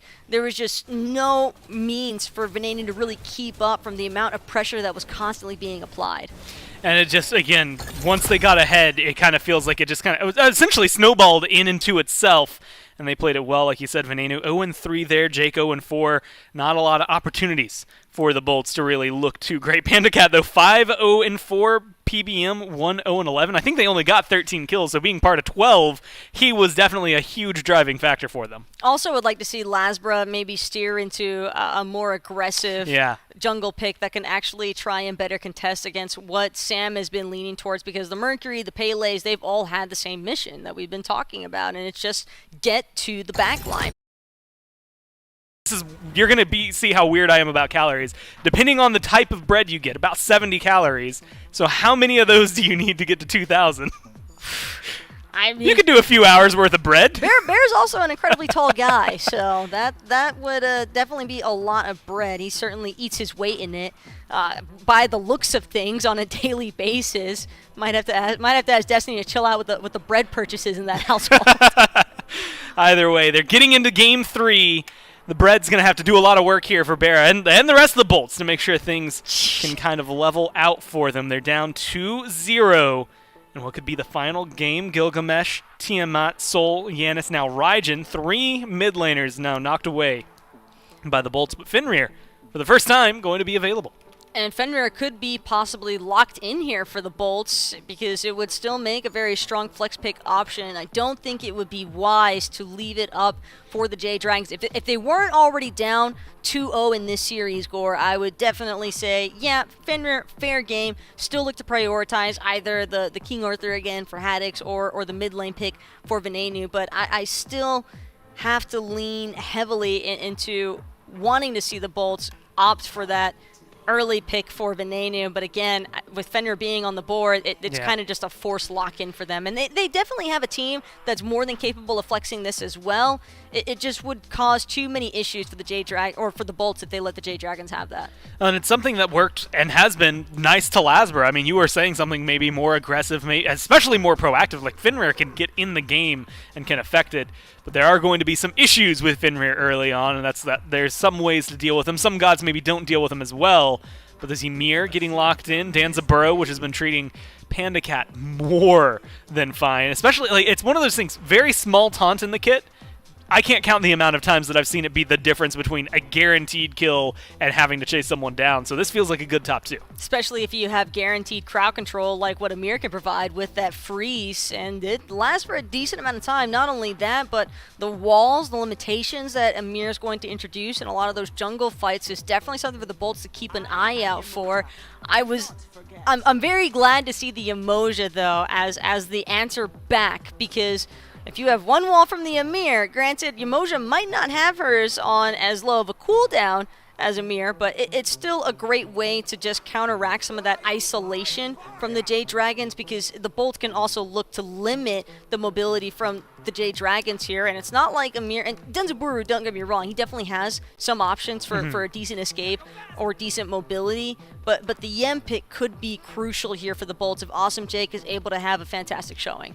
Well, we get the Merlin as well. It feels like some more or less signature picks. The Yemoja is something that Jake didn't play a lot of last year, didn't necessarily look great on last year, but did bring it into his wheelhouse and has had a lot of success on it more recently. But Ymir, Danza, we already mentioned how those fit so well with the players. Mercury, the thing that has been banned maybe the most from Sam since he played it a couple of weeks ago, locked in once again. And other than having him banned out in the game, how do you deal with a Mercury? Mercury would be a lot more scary here, Gore, if it wasn't for the fact that Yemoja and Fenrir are already on the board here for the Bolts, because again, Yemoja has the ability to throw up her own wall with that Riptide and Crushing Wave, and also Fenrir, I like the idea because Fenrir can brutalize Mercury's ultimate. As long as you don't get caught out from the start, if you start to brutalize from behind him when he looks for that sonic boom, you're going to be able to follow him the whole way through. And you have to remember how much damage is actually involved with that brutalize as well. And it does have some AoE application depending on how close Sam is to the rest of his team. So a slight chance for splash damage as an after effect here. Bolts, I think, probably were expecting the Mercury lock-in from Sam just because it has been such a signature staple pick for him. He has had fantastic showings the whole way through every single time he's gotten this god in his wheelhouse, and I think that for the rest of the composition now, Wow. oh, Baron Samedi, respect bans to FineOK, not trying to give FineOK a very strong option, at least for punishing the Fenrir. And he still ends up with that Osiris that we saw treat him really well yesterday, though. So it's one of those things, especially like a lot of targeting towards Haddix, the Baron, target straight up along with the Ratatosker towards FineOK. And he still picks something that he feels good with, especially after he was able to win against this King Arthur last game. He went for the Cucullin then, but it feels like he's pretty confident that he's not going to have to worry too much about Haddix this game. And it's not like Haddix has been having a quiet set by any means. It seemed quiet from the solo lane, but that's just because so much of the focus has been taking place over in the mid lane. Hasn't really given many opportunities for Haddix to be that centerpiece for his team like we have seen him in the past, being a more standout member, kind of carrying through some of the weaker team fighting aspects. But I do have a little bit of concern here for the Bolts, because the early game is what I think the Jade Dragons have been really focusing in on. And while Fenrir and Yemoja can, and same thing for the King Arthur, they can technically provide that, but it's not going to be as consistent of pressure as what the Jade Dragons have opted for. Let's just jump into the game with David Aggro. What a turnaround the Jade Dragons have had since some stumbles mid-phase here in Season 8, and they have made an absolute statement here this weekend. Can they complete that statement with an exclamation point? That's the big question. They could do it here. I wrote the 3 over the Bolts. And I think it was a really good draft. I mean, it's a lot about Hurry's level of play, that he eats 3 bans to lead the draft. It wasn't even 3 bans across all 5 for the first 3, all in his name.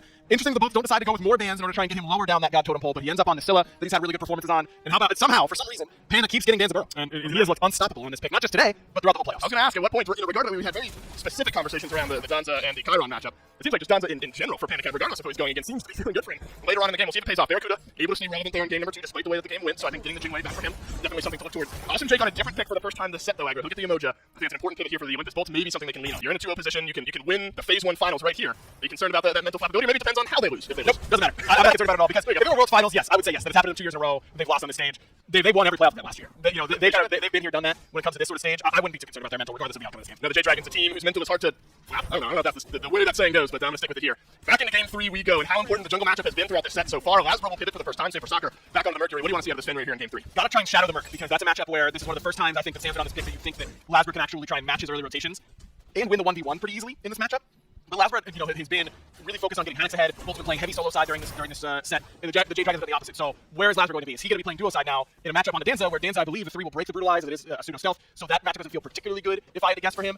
Ymir, definitely one that you don't necessarily want to be around all the time, because he's got so many ways to put you out of position all of a sudden, and the Scylla is pretty difficult to gank as well. This is something we've seen a couple times throughout this set. The junglers and solo laners looking for some pressure onto the blue buff. It's actually been the Bolts really driving pressure against Fino K. Yep. Will elect not to go for the full-on invade this time as Sanford Soccer has made his way on over to the right-hand side. So traditional blue buffs now. Nice double freeze from PBM on the left-hand side. That'll force Veracruz back beneath his tier 1 tower and some chunky autos into Awesome Jake there as well. Luckily with the Emoja, you have the ability to sustain up to small engagements like that. Man, it's just, when you think about this run the Dragons have been on in these playoffs, it hasn't just been these two the whole week. Feels like, where this duo lane just has dominated every matchup. Even in the losses to the Tartarus Titans, maybe there was one game where Cyclone got really ahead of Panda, and then that was a win condition for the Titans, but yesterday it was just Panda and Mike really taking it to the Warriors, and they've done it so far here tonight, where Barra and Jake have been one of the premier duo lanes in the SPL since last year, where a lot of times they're the ones being aggressive, they're the ones playing on enemy purples, they're playing on that side of the map, and the way the Jade Dragons have selected their gods and the way that they've played has just told teams that they aren't welcome on this side of the map, and that's where they're being aggressive. Well, early aggression in the mid lane here. Ult for ult out of the jungle, but it's Lasbra who takes way more of the damage there. I admire the mindset there from Sanford Soccer. Beads gets used by Lasbra as well. Bit of a lopsided trade then for the Dragons. Absolutely a lopsided trade, and this is what Sam has done on this pick. You want to talk about someone who can set the pace. This Mercury has done it for the Jade Dragons, and being aggressive even when you know that that's not a kill opportunity necessarily unless the Bolts were to mess up. The instant ult in, know you're going to get something for it, and back up. Now, Hurry did use his ultimate as well, so it is 2 for 1 in that instance, but Hurwin's not using a monster for anything except for setup anyways, and now you've got a guy where that setup is going to work really well. So Lasbra and Sanford Soccer have shown a little love to the mid lane, but Sanford Soccer more aggressive in turning around some of that. So we'll have to see how Lasbra then plays the next 100 or so seconds. If that kind of slows things down for him, just uses to rotate around, start to farm up some of this map here. That's not what you want. You want this Fenrir to be active early on in the game. And for what it's worth, I think that we haven't really given enough credit over to Final K so far in this series because he has absorbed pressure really well. That's not always something that's easy to do. Whoa, it's a River's Rebuke, and it's a well-placed one onto Hurry Wind, and there's enough damage for Awesome Jake to grab first blood. Olympus Bolts, I think they've gotten first blood in all 3 games now. Yeah. This one goes on to Awesome Jake. And that's all Jake, man. I mean, he pops Hurry back in with the Riptide, forces the Sentinel use, and Hurry feels like he has to go through that vine, and those auto attacks delay his escape enough to allow Jake to catch up and barely catch him with that River's Rebuke. The follow-up damage coming from the rest of the guys, I don't even know if they needed it if Jake needed it, because he had Hurry dead to rights. Hey, but I'll take an assist for Lasbra and Veneno if I'm the Olympus Bolts. Absolutely. Great skin on this Merlin, by the way. You had a hand in that by any chance? Yeah, he's saying some funny stuff and all that kind of stuff, and I say funny stuff every once in a while. That's the only comparison I'm willing to make. But then you trade one back. Game 1 gets a little muddled there as well. This is a clean first blood and out for the Olympus Bolts. Goes on to Jake. The ability to play aggressive is something Awesome Jake needs, and we can see it here in the first blood clip. Really clean from him, and that's what you want out of this Yemoja, or the Mercury just turns and threes you. You probably just die from that CC chain. So those are the sorts of things that really matter in terms of not necessarily getting a kill, but now Lasbra just had 2.5 minutes where he couldn't be aggressive. Now they're coming back up, so now he can try and be that aggressive defender once again. Appreciate you at home sticking with us. After another pause and back into game we go one more time. So we have the Greater Scorpion picked up for Panda Cat and PBM on the left, and a Greater Scorpion for Awesome Jake and Lasbra taking over on the right. And with how much love I think we've given basically the rest of this map, it's so important between Haddox and Final K to continue the strong performances. We've seen Haddox alone on this King Arthur pick. Take over games before. It's been a quiet day for the Soul. I think he's played well, don't get me wrong. But haven't had that carry performance. It's been hard pressed to have a carry performance like that up against someone like Final K and the rest of the Jade Dragons. But team's backs against the wall here. It's time to step up. Definitely, and Haddox definitely has looked good. I mean, this is his first really big playoff event this year. He is a rookie, but remember, he did play in those Worlds qualifications for Sanguine a couple years ago. So he does have some big game experience, and he played very well in those big games. Ooh, it's a leap over the freeze from PBM, who has to use the beads here. And then a River's Rebuke follow-up from Awesome Jake and Venenu now on the board. And this one brought to you by Lasbra and Jake. And Venenu looking better off for it. Another pause rolls through. A Sanford Soccer right on the edge. Yeah, immediate ammo, that you're that terrified of his 3 gods in order to make it work. So I think that Hurry's played well up until this point in this set. But so has Ven. I don't think Ven's made a whole lot of mistakes and ends up putting him in a bad spot. Whoa, some fun here over in the duo lane as a quiet 2-level lead has built up for Panda Cat. Awesome Jake continuing his world tour. Can he do this to Hurrywin? Does not want to try. I'm a monster channeled. Okay. And Awesome Jake has done enough. He forced the ultimate out. Hurrywin gets him down quite low. Remember, we went into that pause and right back out Sanford Soccer, maybe getting stunned there by Jake. And so this Yemoja pick, we talked about it in the pause there, but what a difference this has made here and giving the Bolts some legs. Yeah, Hurry, still is one of those guys that you got to be in rhythm on, and maybe getting him on this pick was a good call for the Bolts because it seems a little out of rhythm so far. On it, he thinks he's going to hit the root, which means he goes up into the ultimate. Then if he hits it, Sam might be able to get the kill and at least force the beads out from Jake. But now without that I'm a monster, slightly more vulnerable for Hurry. He's got 20% CR, not too long until it comes back up. 1-level lead for Venenu then out of the mid lane, not surprising given what we've just talked about here for the Scylla. Still scale potential and still steal potential, so that's going to be interesting. The Bolts have played pretty aggressively around the Pyromancers here this game, or in the series, excuse me. It's something you absolutely have to consider outside of a crazy steal like Sanford Soccer has with the Now You See Me. Truthfully, the I'm a Monster has to be something that this Bolts team considers when going for any of these objectives. Definitely, and the Bolts do have good zoning tools now between the Arthur and the Yemoja. Those are 2 gods that can create space for you on an objective pretty well, but certainly the I'm a Monster is going to cause problems. And Sam still has that major look just in case it doesn't go super well for the Jade Dragons. That's the real security. Yeah, that's the real security the Jade Dragons have in this game. The way that the Bolts are playing, I mean, Jake has been so far up, he's been in enemy back parties, you can tell he's playing with a ton of confidence right now on this Yemoja, and maybe a little bit harder to punish than he was on that Fafnir potentially. Maybe the Bolts should try and just follow his lead and start to put some pressure on Sam's farm, because instead of trying to match his rotations, Sam has really been locked in on trying to farm and not spam ganking with that Sonic Boom like we know he usually does on this Mercury pick. And that's because he knows that his farm is in such jeopardy. You have to go Jake and Lazarus fading. And there was a blue invade just a moment ago. They're giving that one on over to Haddock. So definitely a boon now to the Olympus Bolts. Gold Fury spawns, and Gold Fury started by the Jade Dragons. The Olympus Bolts are going to check in, but it's only Lasbro who's here. It's immediately reset as Barracuda's around the left-hand side here. It's a leap in from Lasbro, but an immediate ultimate from PBM, and then a kill for the Ymir as well. The rocket flies in, and it's caught onto Barracuda. It's the airstrike out and away. Sanford Soccer spins Venenu's head around, but it's not enough just yet. Good wall coming from Mike as well, and now Jake doesn't have a lot of options, still pretty healthy, so he'll be able to limp away, but what a turnaround onto Lasbra.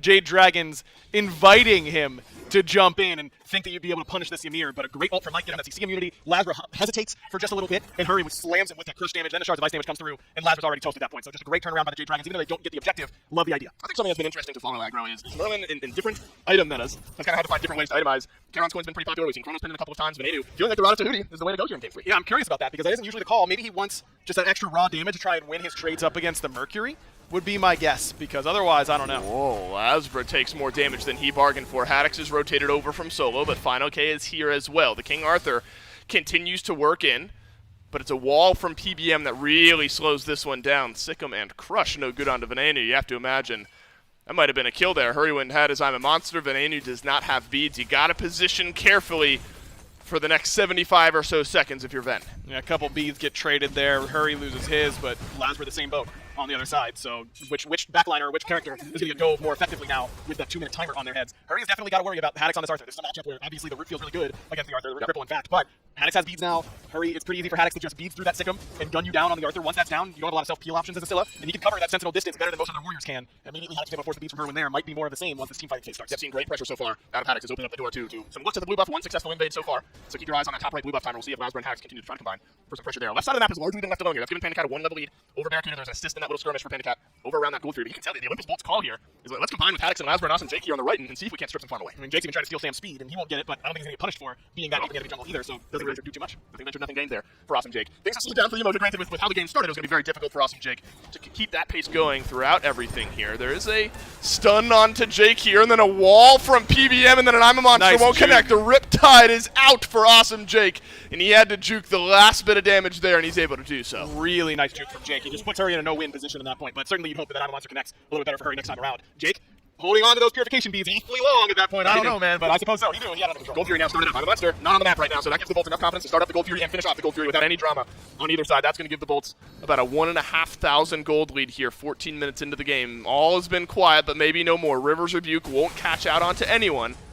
And that's what we've seen Jake use, is just catch out one person with that River's Rebuke and find that follow-up. Doesn't hit anyone, the rest of the Bolts will back off. I almost wonder if Mike's going to go Phantom with his second relic, because that ultimate is so good for Jake that it might honestly be worth his time. Hurry can get through it, sure. Osiris can get through it with the Lord of the Afterlife, of course, but Sam and Mike and Anacat are all going to be pretty hard-pressed once that River's Rebuke comes out during the team fights. It would stop Mike from having Blink, but if he's not going Blink on Serket, he doesn't have to go Blink on anybody as far as I'm concerned, if you're willing to make that choice. So the Ymir might just be there for the wall. I think an upgraded Phantom would actually be sick here for Mike. We'll keep our eyes on that relic here, level 12. Just one level away for both Awesome Jake and PBM to grab that second active as this game rolls on. Feels like Mike has been able to hit the stuns that he's wanted to, kind of regardless of having that blinker on the walls. Have been there just the same for Awesome Jake as they have been for PBM. Wondered what direction Barracuda would look in his build here this game. Bit into the crit there in game number 2, then transitions over into a bit of tank shred later on.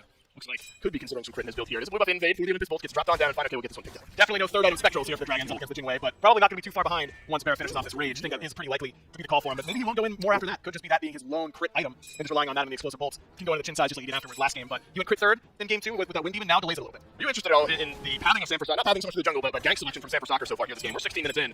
We haven't quite seen the same traditional tier 1 left ult on down the lane. Maybe it's harder to execute something like that on the Jingwei. It is, but it's been a quiet game so far here from the Mercury. Did find an engage earlier on, strip the beads away from Lasbra there in the mid lane. Haven't seen much from either jungler over the last few minutes. Yeah, I think that it's really mostly about the Emoja for Jake and why that's really stopped Sam's aggression, because the Emoja, once you commit that Sonic Boom, you're in that moment, but he's looking mid here for Ven. You might be able to find him. Ven has to move his way over on towards the right. Lasbra would have been there, so it would have had to be immediate follow-up from the Jade Dragons. Cursed Ankh, by the way, for PDM is the second active pickup there. So I guess you're kind of juggling too, right? How impactful is Awesome Jake's ultimate versus how impactful is some of the sustain that the Emoja and the Stone of Gaia and things like that provide? Yeah, I think I would have preferred the Phantom here for Mike. I mean, obviously that Ankh is going to be valuable, but maybe not as necessary as the Phantom could have ended up being. Not hating on the Ankh. I think it's fine. There's value to it. There's certainly value to it, but boy, I'm envisioning a lot of really good Rivers Reviews coming through from Jake this game, and really making life difficult for Sam on these dives, for Pandacat once he commits with that rocket. Once you're in on these picks, you're in, and Emoji's one of those really good gods at punishing you for overplaying your hand and overplaying your mobility right in front of her on the cameras. Yeah, and you're getting that sense kind of from both teams here, where the only difference in active selection across the board is the Sunder, and that's now been upgraded for Awesome Jake, and then the Ankh upgrade for PBM, but both solo laners got themselves a blink. Everyone else in this game have blink Aegis, and so you get the idea that once you're in there, you're kind of locked down. You're going to need these beads if you're everyone. You're going to need the Aegis if you're any of the carries or the junglers so far now in this game. But I'm looking forward to what Jake can do here with the Sundering Spear. You pull someone back into you with that Riptide, you hit him with the Sunder. The rest of the team is there for follow-up. You got a quick kill. Definitely have the option to just burst one of these front liners. Final K included. included even with all that damage mitigation. Oh, in the back line, Awesome Jake is found 4 with the River's Rebuke. It's a leap in and stun from Lasbra. Hurrywin has to use the Sentinels to get on out, and somehow there are no kills here. There might be, though, on Veneno as Sanford Soccer's found the back line. Final K misses the axe, but he's got the damage. It's a big fight for the Jade Dragons, who've already got 3. Now Haddix has the chance to turn things around, but the Jade Dragons 1 kill away from the 19-minute DSI. Haddix doing what he can, Beyblading through, but it's not Triple. enough to stop Panda Cat. 3-0-3 for him, and He's you can fist see him pumping. popping off in the player cam.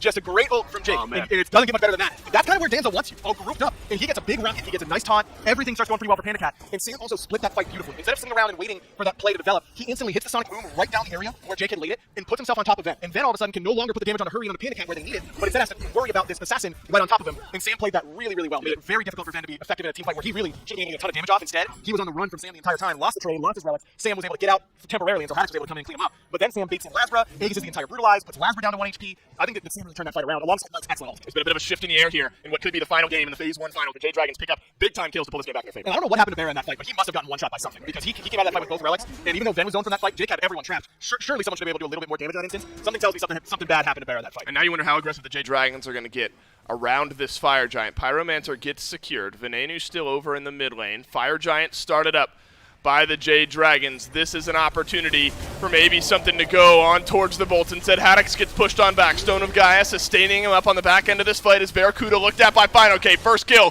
perfect target. Panda Cat down, and the Olympus Bolts have gotten a pick. And Mike's in a bad spot, He's the still beast. has that wall, and it stops the stun coming from Haddix, but it's not going to stop Lasbra. Oh, it's a freeze on the back end, but it will not be enough. Venenu gets the kill on the PBM, and the Olympus Bolts not out of it yet. 2 down for the Dragons. And that was just a really greedy call from the Dragons to go for fire, because Panda didn't have any relics.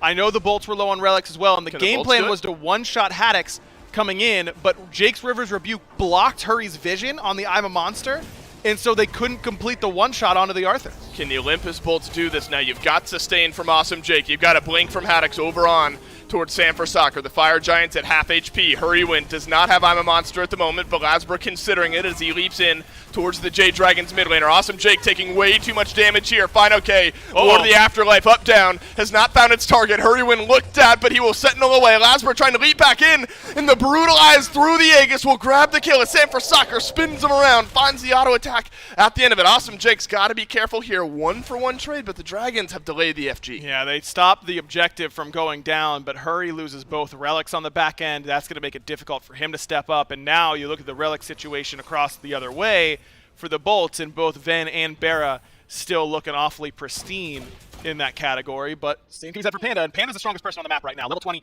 5 items completed on the build already. Feel like he's the one that the Bolts have to continue to focus. They did so successfully there. He didn't have any relics. Lasbra excellent target selection was all over him. Didn't let Panda get away from him in that instance, but now that he has the beats available, can the Bolts do it again? Well, that one was very, very close. I think Haddix under that initial engagement being able to stay alive so important. Of course, King Arthur, very tanky. He's got the Stone of Gaia, Bulwark of Hope a little bit later on in that build. But we'll keep Haddix in a position where you can do some of that. Even if you get immediately engaged on playing it properly with the rest of your team, we'll give you a second lease on life. There are some spectral armor flowing through. Still 3 now for the Jade Dragons. Talking about tankiness. It's the one big crit item here for Barracuda. Still enough to force out those spectrals. Yeah, I think it's the right call, because if you just get hit by a stray and it's a Deathbringer crit from Jinwei, it changes the whole fight. How's the crit It's look, pretty decent. Barra gets some pretty decent crit luck, I think. You end up in a pretty good spot. I think all these seasons are pretty good crit luck. But with the explosive bolts in addition, he's going to need another crit item, I think. I think Windy is definitely the right idea. But if you're going to invest all that gold in a Deathbringer and then go straight into chin size, that feels a little bit awkward in my mind. Certainly something that, Rage is a much cheaper investment, and then you don't get as punished, in my opinion, on the spectrals on the other side. There are a couple spectrals for the Olympus Bolts here as well. Definitely will play a role in mitigating down Sanford Soccer. Now, not that the wind is sucked out of anyone's sails, but the Dragons were controlling this game after that big DSI they had 4 or 5 minutes ago. The Olympus Bolts called the Dragons on an aggressive positioning around that FG, and now this game brings itself right on back towards even. Barracuda has reached level 20, not full build like Panda Cat, but as close as it's been in recent memory. And this FG is going to be a big one. Both teams stepping up to contest. And Mike has finished off that Compassion there in the support role, but it's worth noting that Compassion redirects damage to you in the form of magic damage. And Mike doesn't have that much magic defense, and it's just that Thieves and the tank boots. Compassion gives you a decent amount as well on that magical protection, but doesn't have anything that screams really tanky. It's just a little bit of extra HP coming from that Magi and that tiny bit of protections. Mike might be kind of squishy coming in this team fight. Uh-oh, it's a wall and a stun onto Jake. Plenty of damage onto the Emoja, but plenty of disengage from the Emoja herself to get out and stay alive. Spear of Desolation, by the way, for Awesome Jake. So you thought the Emoja was doing a little bit of damage. Might get a little bit worse if those targets are hit. And it's worth noting that Hurry has not found a home with a monster yet. It has not looked good for him, And these fights have still been close. If he's able to find a priority target, then the Jade Dragons might just wipe him. Oni Fury secured, but is the kill onto Mike secured? Yes, it is, and it's Barracuda who deals the final blow. Lasbra into the Ragnarok. Panda Cat melting away, but there's some sustain on the back end. The Aegis wears off. I'm a Monster. No good from Hurrywin.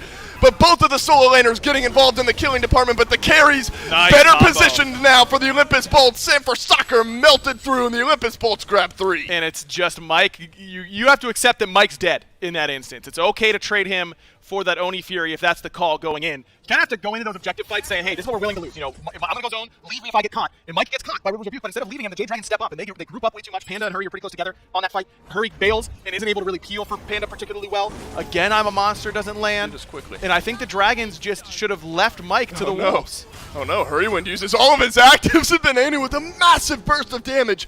Puts him in the dirt. Now the FG down low. Final K potentially looking for a steal here, but the damage being dealt right on back towards him. Barracuda is low. Fire Giant not fully reset. Final K has to use the beads here. Fire Giant not stolen away, and the Olympus Bolts able to secure the big one. Final K is going to get damaged on down, and Haddix will put him down. Yeah, just one after another. The Jade Dragons conveyor belt walks in and gets picked. And really, like we said during one of the pauses, getting 3 gods banned away from you in the top end, it's already a win in and of itself.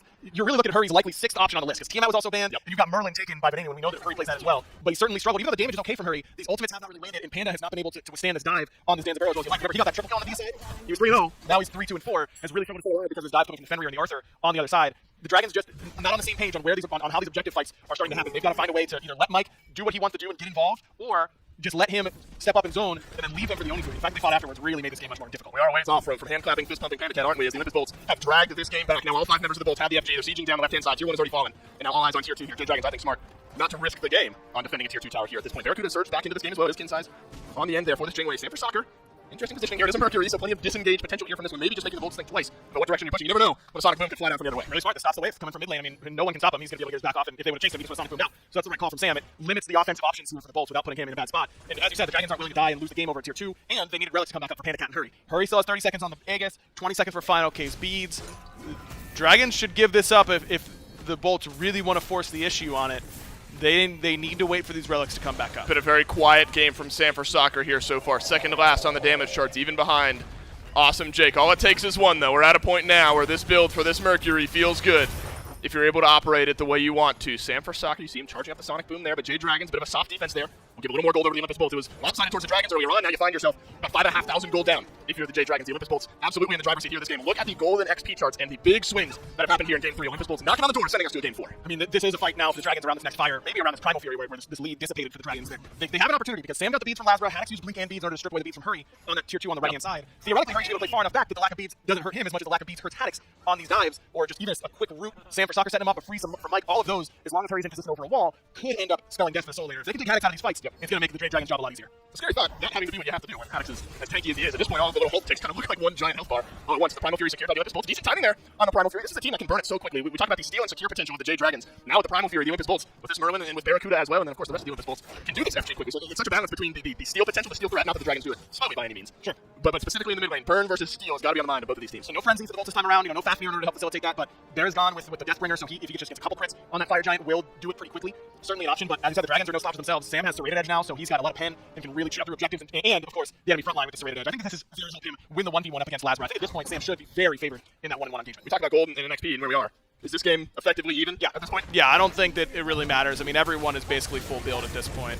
I don't foresee it making a huge difference. It'll have to be the fights that make the difference. And right now, Sanford Soccer critting away onto Lazra. The beads get used by the Mercury here, but that's big. Lazra has to use the Ragnarok. Awesome Jake has used his ultimate here as well. It's an immediate, decent ultimate advantage now for the Dragons. It is, but Sam uses the beads. I like the way Lazra played that. He knows that he actually can't win the 1v1, but he can at least force Sam to think that he's trying, and then ends up using the purification beads. I like the play. Mid lane Tier 1 goes down. Over here by the FG, the other 4 members of both teams continuing to brawl out just a little bit. Haddix, a little bit worse for wear than anyone else on the Jade Dragons as Sanford Soccer continues to play this split push game. The minions starting to work in towards the Tier 2. It's going to be Lazra who has to work back. What's happened to Mike here? Over around the FG, channeling the ultimate, but the kill has not come through yet for the Olympus Bolts. Over on the right, Final K poking his head in as well. Lazra and Sanford Soccer continuing to battle out. That's going to force Venenu onto the left, but everyone stays alive. He's looking for him, but Sam has the ultimate ready to go. Immunes it for that Ragnarok, and they trade ultimates this time around. As you said, I don't know what happened to Mike. He took a ton of damage on that front end, but Final K did not, and he was able to keep poking at Barracuda. That upgraded Sundering Axe ends up making a difference for him. And as you ended up pointing out to me while I was talking, that Sunder on cooldown for Awesome Jake. Got to imagine that that's what made the huge difference there on Mike. Pyromancer secured on the end of it by the Olympus Bolts.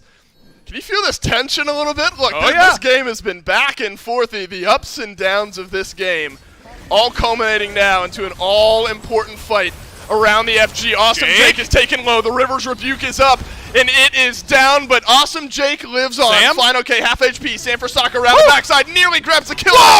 But Final K chasing him through. Barracuda uses the Aegis, but he's still in the fight. Fanenu on the killing spree, but Hurrywin trades out one. Lasbro looking for Hurry, and he grabs him. No beads is a double for Ven. And he wants to keep going here as the rest of the Jade Dragons work in with PBM. They're fighting into the Olympus Bolts right now. Haddix knocks up PBM on the backside of this fight. What a it's a double stun. Panda Cat melted through the Olympus Bolts. They'll get the deicide in 33 minutes. What a fight for the Bolts, and it's all centered around Venenu and helping peel for Barracuda. Able to turn. I mean, Sam just absolutely annihilated Barra, but a good Aegis from Barracuda and Ven there to help peel for him. Forced the relics out from Sam. Sam not having beads mattered a lot because he couldn't get away quite on time. And the target selection from the Bolts was fantastic. Haddix did a phenomenal job on that front line, continuing to tank up a lot of damage from the Jade Dragons. That was the best fight for Hurwin by a mile. He did fantastic on the monster that fight, and it still was not quite enough to take down Jake instantly. The fact that Jake survived for that amount of time, baits Sam in, and makes the fight that much better for the Bolts. Two quick questions. Do you think the Bolts could have ended? No. And now we're seeing what my second question was going to be. Do you think they still can end, and the Bolts don't want to risk it here? They'll get the mid lane Phoenix, they'll go back, spend some gold, take a deep breath. No, they make the right call. Enhanced Fire Giant on 5 members is a huge win. They've got a pretty decent relic situation, but Sam coming up, it's just a little bit too risky. They still had all 3 Phoenixes to go through. They had a tier 1 through tier 2 tower in mid. I think Enhanced Fire Giant is such a big buff. I think they make the right call. You're able to get a little bit more safely by going for that. But a Phoenix defense. So I think the Dragons do have a fairly good defensive composition. The Bolts certainly have the tools to end the game. We'll go right back in the game here. 35 minutes in, the Olympus Bolts in the driver's seat. Fury spawning here shortly. There's somebody on Fury, so that'll help in the mid lane. Only fire minions. We've seen the Bolts even just yesterday won with some Winions on their side, so something in the mid lane is going to have to be looked at, though. If you're the Jade Dragons, you're happy that it's the mid lane Phoenix, and you can just send somebody over to clear that, and quickly on over to the left. Could be a bait type scenario here, but if I'm the Jade Dragons, no chance. I'm poking my head. Not out of base. No way, not for Oni Fury. And so we're going to have to see what this Phoenix defense looks like. The damage has started to pile up a little bit for San Francisco. A lot of that trading with Lasbro building up. There were some great auto attacks there in that previous fight that shot him up.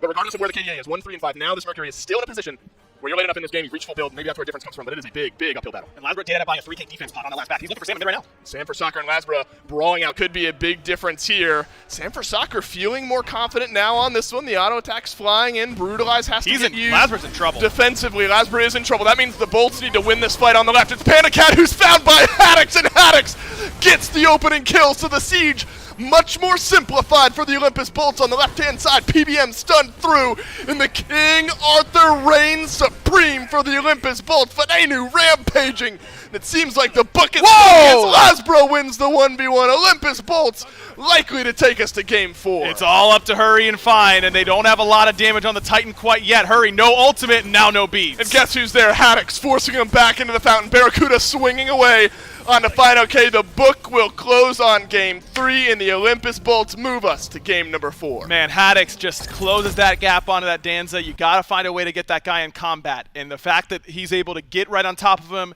Panda a little bit greedy with the purification beads, doesn't use them right away. That sets up time for Jake to get there, for Barra to get there, and he ends up getting CC chained and killed. Panda was just a complete non-factor in that last team fight, and he's been so important for this Dragons team.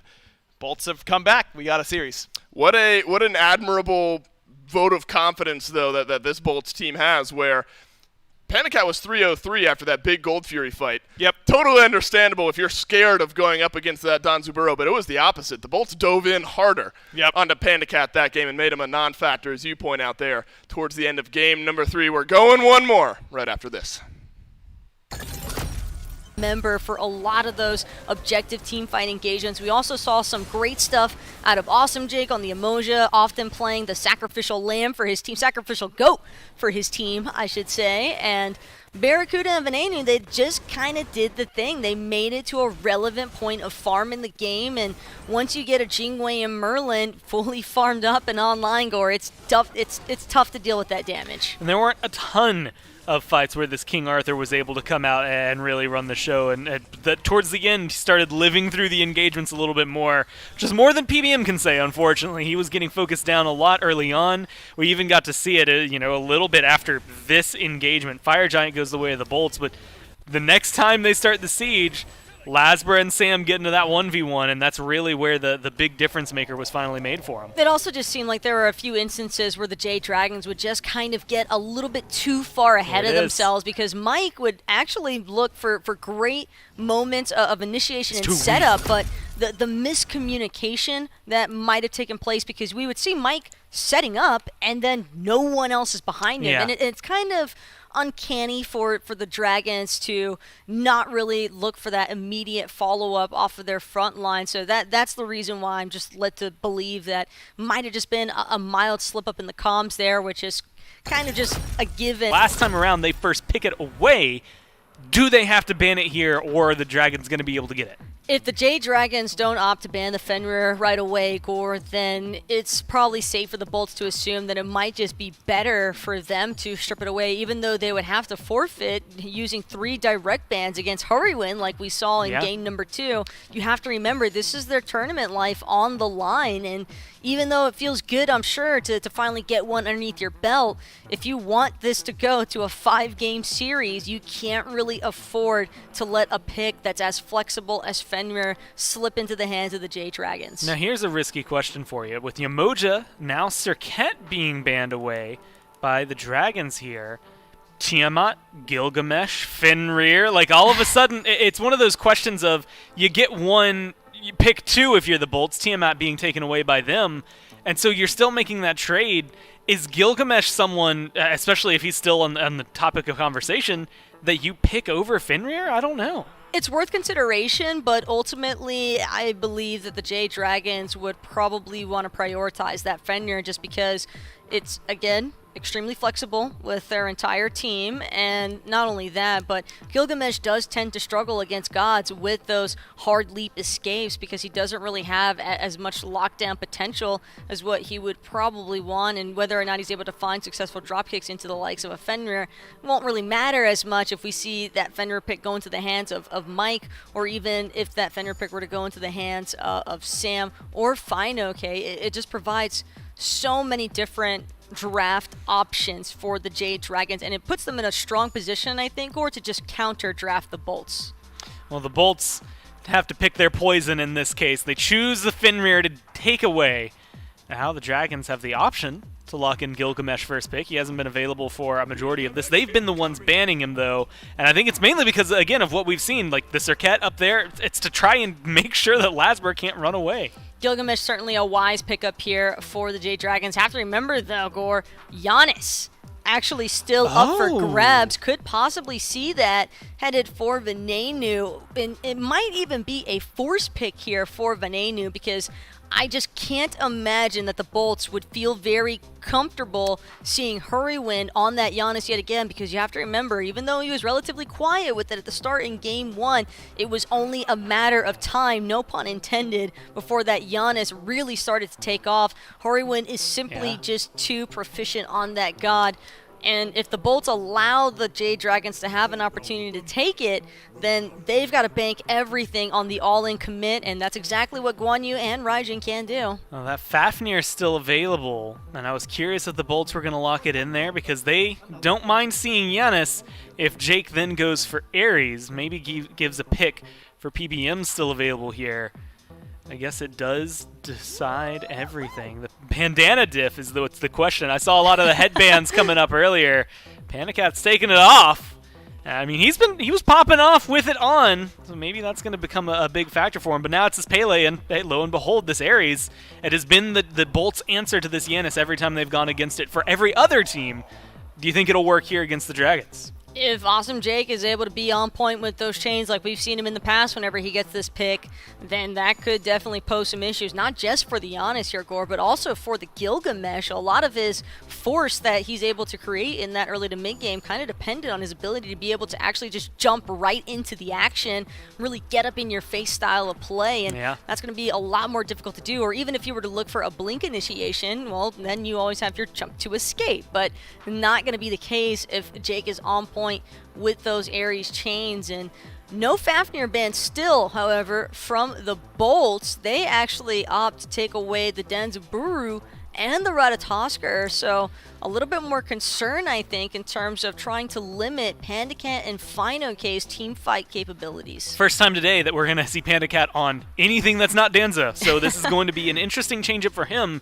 Jingwei stripped away from Bera as well, so he won't be able to be as safe or maybe as successful, depending, as last game. This is where Ho Yi could definitely be a strong pick option here, though, for PandaCat, because if there's one thing that Ares can certainly struggle with, it's being slow to all hell, and that's exactly what Ho Yi can do. He brings a lot of AoE presence with those Suns in that ultimate, and not only that, but Raijin also fairly stationary in his ultimate. Same goes for Chiron. Guan Yu, really the only one so far out of this Bolts composition that could feasibly get away from that slow, and slows are exactly what Giannis and Pele want to work with, because it just makes their damage a little bit more consistent to land. And Hoi is also not a bad option choice into the Guan Yu just because he has the leap away escape. If it is a Hachiman though, then I would probably anticipate a Fafnir to follow. It's something that we haven't seen a whole ton. I think actually once this year, a lot last year, Hachiman was coming back and forth, but Zapman's been kind of the only guy that wants to lock him in. He's safe, to say the least, and he can play aggressive, but he hasn't really been hanging out with the rest of the hunters. Look at my horse. My horse is amazing. That could be the choice here, but now on her, actually PandaCat going to take it to as aggressive of a laning phase as possible. And I do like the honor just because he's still relatively strong pick option into the Chiron, and not only that, but the Desert Fury, CC immunity, those are all going to be critical aspects for trying to keep the carries alive, because PandaCat, we saw what happened to him last game. The Bolts took their chance to just throw all of their emphasis onto killing PandaCat, and it works. But Anher might be a little bit more difficult to lock down since he does have that capability to jump over walls, and like I said, the CC immunity on that Desert Fury is also going to be pretty crucial, I think. And the damage as well, even though it was nerfed from that 70 to 65% scaling, it still hits pretty hard if you can land at least 6 of those spears.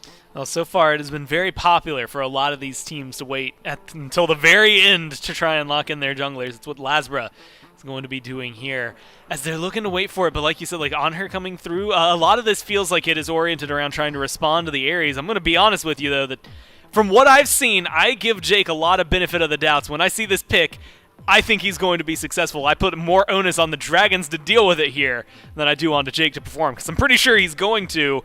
And now I think this becomes even more important, because you already know that one of your pillars and Jake is going to be able to be there. They're going to lock in the Nemesis for Lasbra. How are you feeling about it? This is a smart pickup for the Bolts because the pressure was already on Polar Bear Mike here, Gores. Can win this one. On to game 5 we go, But we got a long and exciting one before we even consider that. Olympus Bolts Jade Dragons, game number 4, kicking off now with Dolson, Aggro, Doug. Bringing you the action. Aggro, what a different look now we've had from previous games, right? So it feels like everyone has some sort of switch except for Hurrywind, going back to the Giannis, Sanford Soccer, we've already seen the Pele, but as far as just how these compositions are built, feels like a totally fresh game here in game 4. Agreed. The Bolts have really done a lot of CC chain sort of stuff. They're pretty light on hard CC in this game. You're really just looking at Hanix's stun and Venenu's pull in and taunt and fear on the Taiko drums as your super hard CC in this game. So you don't have a lot of options when it comes to easily locking people down on the Jade Dragon side. But at the same time, I feel the same way about this Guan pick that I did in game 1. And that's the Jade Dragons are going to have a lot of trouble killing him until they get some pretty much full build for PandaCat and Hurry, because they just don't have a lot of easy to confirm damage on top of this Guan Yu. They can lock him down, they can CC him, they can really cause a big difference. maybe Vid, we're not questioning here as a knockback on the Barracuda, who takes over level 2 first. We'll get some pressure out of the Jade Dragons duo lane. How much of this, how much of the Bolts' success do you think hinges on Awesome Jake on this area? The buzz question, the buzz statement is always, it's about either stripping the beads yourself or having someone else strip them away. There are 3 sets immediately for the Jade Dragons to get rid of. Outside of just beads burning, how much of this composition for the Bolts do you think revolves around this Ares and his ability to do what he does? It's very important. I think Jake was the biggest difference maker in game 3 for the Bolts compared to what they were doing in games 1 and game 2. I mean, obviously, Lasbra had a much better performance as well, but overall, Jake on that Yamoja really neutralized a lot of the dive for the Jade Dragons, and that's not what Ares is going to do. It's going to be much more aggressive than defensive, but the Bolts are pretty good at that aspect of the game. They're pretty good at putting the pressure on and really forcing you to make some mistakes. Wonder how often Jake is going to be out of his lane and just trying to roam, put pressure on the Hurwind. I tweeted after game 1, and the way I feel about Hurry's Giannis, if you just give him enough shots with full build, he's gonna win you the game eventually. He's gonna hit the backline eventually. It's not a matter of if, it's just a matter of when. And so the Bolts, in my mind, are kind of on a clock. You can't let Hurry get to full build and then stall out the game from there and just let him wait until he hits the game-winning shot. You've got to put some pressure on not just him, but the entirety of the Jade Dragons early, because the Dragons going late means that Hurry has enough chances to win it for him. I wonder if the Bolts felt similar pressure on PandaCat's Danza, where enough chances in this set to see where they, he's so mitigated there towards the end of game 3. Hold that thought. Awesome Jake bursted down, and PandaCat on a different look. It's the honor of this game that'll strike for first blood. Now Sanford Soccer chased down just a little bit. Lasbra blinks in immediately before the auto comes through. Sanford Soccer trades in kind, and it's a clean first blood for the Dragons. And that's the worst case scenario for Jake, because I just don't understand the game plan of why he's there at all. You saw Barra on his purple. You saw Lasbra on right side mids. You saw Ven without lane pressure in mid. What's the game plan? And now Haddix is in trouble. Haddix has to dash away. Final K wants some more. Missed Drop it. kick.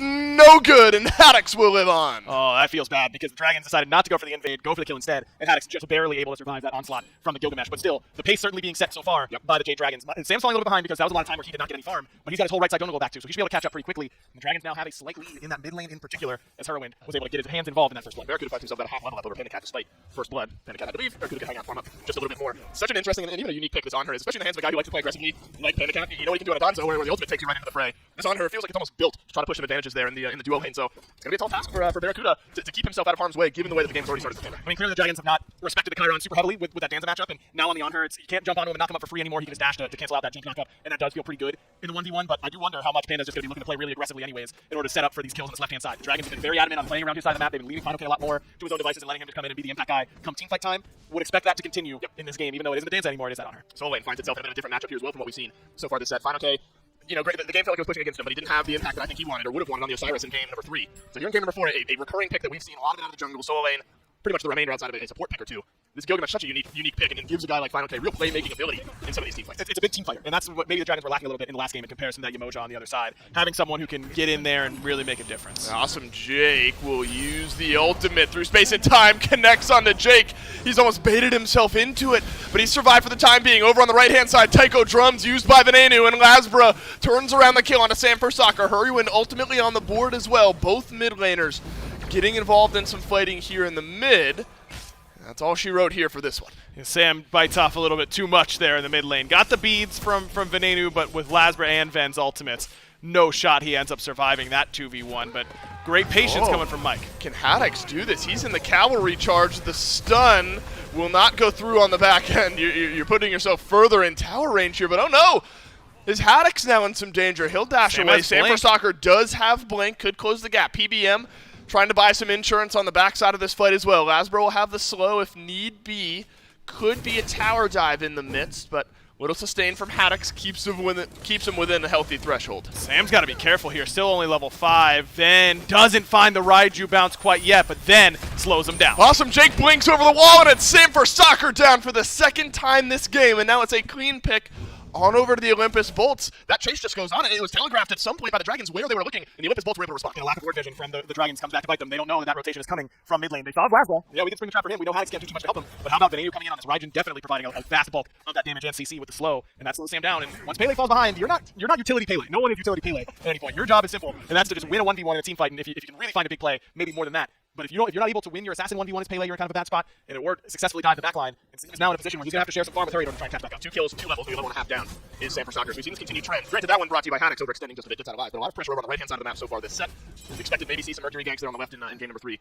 Not to be those. Both of these soul laners have had some eyes turned over on towards the right there. Aggressive positioning here from the Olympus Bolts in the Jade Dragon side of the jungle, but likely just some more coverage. Also, Jake's got to be careful, though. He's been the one giving the kills right back over to the Dragons, and the portal here will provide some damage, but Jake can walk away with half of his health. Yeah, it doesn't cost the Dragons a whole lot to get that poke damage, but Jake not too pressed about it because he has that health chalice either way. Seems like the plan right now is just try and counter-engage for the Bolts. Jake is falling a little bit behind, not too much, but if you can start to get leads on Ares, then you can be so aggressive because you just have kill threat on the enemy backline. With the position that he's in, the only person that he can really threaten would be Sam, and Sam is really just on super farm mode with where he is in the build in comparison to Lasbra. So without Sam being the pace setter, I feel like the Dragons are going to be pretty content to just wait this one out and play nice and slowly until Sam's at a point where he can be impactful. We wondered how awesome Jake would have to play around either sets of beats that are down or trying to get those beats down on his own. All 3, from my memory, have been up throughout a large part of this game here so far, so awesome Jake hasn't had the ability maybe to play as aggressively. Has been hanging out in the mid lane a lot. And we talk about the Ares versus the Giannis and that type of matchup, with the CC immunity, with the ultimate, with the beats here as well. Surprised to see this much emphasis early on over in the mid lane. It's just, you're not trying to take Barracuda's farm because Panda is going to be looking for the 1v1, and to Bear's credit, he's really kept Panda at bay in this lane. Don't think that he's ever been on the front foot, but that's because that's the Jade Dragon's plan to let Panda be on the front foot. Bear's not going to be playing into that the vast majority of the time, so he's been playing back. So Jake doesn't really want to be over there, and that leaves basically just the mid lane for him to be at. And you don't want to let Lasbra fall behind either. And he's got both the kills early, does Lasbra for the Bolts. So this is in a pretty good position for them at this point. It is worth noting that one of the more recent changes in Nemesis was that disarms now break her retribution shield, and that matters up against this Fafnir because Mike, he's going to be looking to use that unhanded tactics to peel out on those auto attack dives, and Nemesis isn't doing a whole lot if she's not auto attacking you a lot of the time. So watch out for that little interaction as the team fights start to break out. One important note is that Sam for Soccer is close, but was a 2-level cap down to what likely is about 1.5. Lasbra fully 1 level ahead. I imagine solo laners wouldn't love it if support started sucking up their farm, right? You said the only option that's left is the mid lane, but maybe solo lane starts to see some love. Awesome Jake channels the ultimate, and there's the response in kind by Hurrywin. Still, everyone's got their beads here, but Awesome Jake forces through space and time. Could be worth it.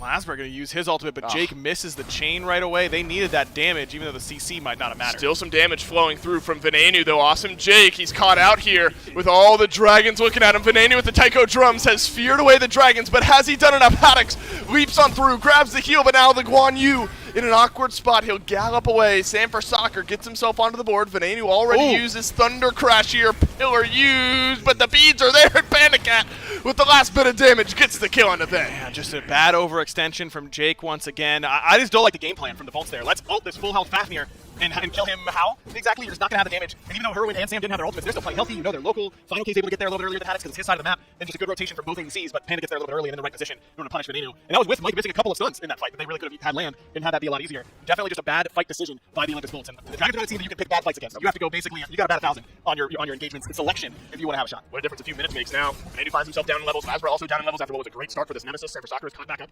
And so we talked about getting Hurrywin chances in this game now. Level and a half lead on this Giannis. Chronos Pendant and the Soul Gem. Let's see what Hurrywin likes. We talked about that build a little bit, but already finding some early impact. Second highest on his player damage charts. Jade Dragons, I think, right where they want to be, about 12.5 hit. And this is what makes a team like them difficult to pick and ban against, is that as it best of 5 goes on, these target bans that we're going for end up needing to be changed based on position between first pick and second pick. Remember, this was the first game, if I'm remembering correctly, that the Dragons were in the first pick position. That's going to change how the picks and bans go. And so you end up having to let something through, and right now, Hurry's making that. Gold Fury started and finished by the Jade Dragons, and there's no reply from the Olympus Bolts. That's going to expand this lead to right around, just shy of 3,000. Bolts have been in this position, and then game 4, they were able to turn it around. It wasn't maybe this big of a lead for the Jade Dragons, but it was pretty close. If you can turn around a big DSI, you definitely have a chance for a 3K differential over here. But the pace of this game has completely shifted on towards the Jade Dragons. Awesome Jake has had a tough go of things early on here. 0-3 on this Ares, just hasn't quite found that value just yet. That's going to have to be the big turn. And again, as you said, who's putting pressure on these beats for the Jade Dragons? Is this Ares going to get better whenever Haddix joins the fight? It's possible that the capital recharge can be the pressure on the beats that the Bolts need, but otherwise I just don't really see it from the Bolts composition. I feel like Jake has really been left to make his own plays on this Ares, and that's just not really where you want to be on a pick like this. Now when the game has started the way it has, right? Now you're like, man, every time I've got in, I'm trying to do something, it feels like I've been punished for it. He's got 3 of the 4 deaths. Now Jake's trying to follow up until Lasbra's engaged. Sam for Soccer eats the ultimate, but just kind of walks on away from the Ares. And it's because that wing blade pickup from Sam. Lasbra didn't press tab, didn't check the build path on where Sam was going to go. There was an ultimate into speeding up the Pele, who then can speed yourself up even more. That's not the position that you can really make a chase happen. Oh man, awesome Jake now chain CC'd on through. He'll use the ultimate, but Hurrywin with the snipe will knock him right back down to earth. Now Barracuda being looked at by 4 members of the Jade Dragons. Safe enough with the gallop on away, and it has been awesome Jake on cooldown. That's where the Dragons' eyes are. And why wouldn't they be? Because Jake keeps putting himself in bad positions, but how about that play from Panda? Oh, Sam for Soccer blinks in, and it's Barracuda who's being looked at. Bye-bye health bar. Hurrywin puts Barracuda down once more. Venenu with the Taiko drums could make things interesting here. Beads used by Hurrywin. Haddix gallops through after the blink. Aegis is there, but won't buy enough time, and Venenu follows up with a kill. Yeah, Hurry just on the wrong side there. Can't portal into the jungle from that position. Should probably be hugging the other side wall and gets punished for it by a good initiation from Haddix and Ben, doing some good damage, keeping him there as well with the Taiko drums. But overall, still feel like all the momentum is on the Bolt side. But now, Hurry has no relics for a pretty good amount of time. Use them both in that instance and still ends up dying. Maybe that at least puts a halt on the Jade Dragons being aggressive and lets the Bolts get a breather, spend some time farming a little bit, because this left side of the map, particularly Barracuda, I should say, really needs it, is he's now down 2 levels to Pandacat, who just continues to jump in and make these plays happen. I mean, that last pick onto Jake starts because Panda's just on tower line, daring someone to come and fight him. They're thinking about setting up a dive. That pulls Jake over. Instead of walking around and trying to do it that way, Panda's up and over the wall and instantly on the guy that Barracuda can't help with the clans. He's not in range in order to make it happen. And this Jade Dragons game plan of playing around the duo side has really been working. You know what's maybe more terrifying than the gold differential, the level 1 XP separation? The fact that PBM has gone Thieves into Divine Ruin. Yeah. Because the last time I saw PBM do this, which was Thieves into a damaging item on this Fafnir, it was because the game was in a state like this, where he could build that way because everything was coming up Jade Dragons. I think that's an indicator of where his confidence lies. Very high, but also that they know that they're going to be hard pressed to have enough anti-heal to deal with this 1U. And so Hurwin can't really build Divine and have it be effective, so it's kind of left to Mike as the only guy who can build it. Mike's going to walk in here towards the Pyromancer. It's a stun onto Awesome Jake through space and time. No good from Hurrywin. Frenzy gets used here. Sam for Soccer walks on in. Another retribution from Lasbra onto Sam, who just speeds himself away. Now the Jade Dragons thanking the Olympus Bolts for the leash onto the Pyromancer. This is a massive fight. The Olympus Bolts, you got to be careful here. The Jade Dragons win a big one. This game feeling difficult. Got to keep Jake in combat. Hurry has no ult now and no relics still, so Jake's ultimate is a guaranteed kill onto Hurry. Oh, it's a stun onto Haddix instead. Awesome Jake blinks through. He's got 4 with the chains. Only 1 gets pulled back in, but it's Hurrywin. That's a great target. Venenu with the opening kill, but then there's a dive in onto the back line as well, and the Raijin Thunder crashes away. Lasbra closes the gap, but not before PBM can finish off some of the damage. Pandacat leaps in aggressively. My goodness. Can he get it done? No He's got way! trouble. There's a stun in onto Haddix as well. Pandacat burning away to Awesome Jake. Final K, and PBM the last 2, and an Awesome Jake will make the DSI. He's going to try and get away, maybe even get the kill on Define. Chains could get the job done, and he gets 1 on Define, but I don't think that's going to be enough. No, it's a drop kick against the wall. The still ticking down, but the up-down from Fino makes the DSI, and Awesome Jake in the dirt for 38 more seconds. All things considered, aggro. Could have been a lot worse for the Olympus Bolts. Jade Dragons still, though. Big D aside, 2 left survive. Man, Panicat saves that whole fight. He does, by my estimation. I just am baffled at the decision making from the Dragons. That who cares about this Pyromancer that much? It doesn't matter. And you have to know. And Hurry's got to be the one saying, "Hey guys, I can't be here. I know I'm dead." To Jake if he blinks in, but they just let it happen anyways, and they really don't get punished for it well enough. The Bolts didn't instantly dump all the damage into Hurry. It took him a little bit too long to die. He should have been insta-killed on that play. But Panda jumping in the midst of 4 and dealing that much damage, that was a psycho. Just a psychopath play from Panicat. And it works out perfectly. My man's been practicing jumping into 4 in ranks for years now, and it's clearly paying off. Well, that was the threat of his honor pick. We wondered. You give an aggressive guy an aggressive pick, and then that's what you get here. Now Panicat 4-1-4, 2 levels up over Barracuda, and well underway into his build. Barracuda looks like one of the Titan's Bane here shortly after the chins.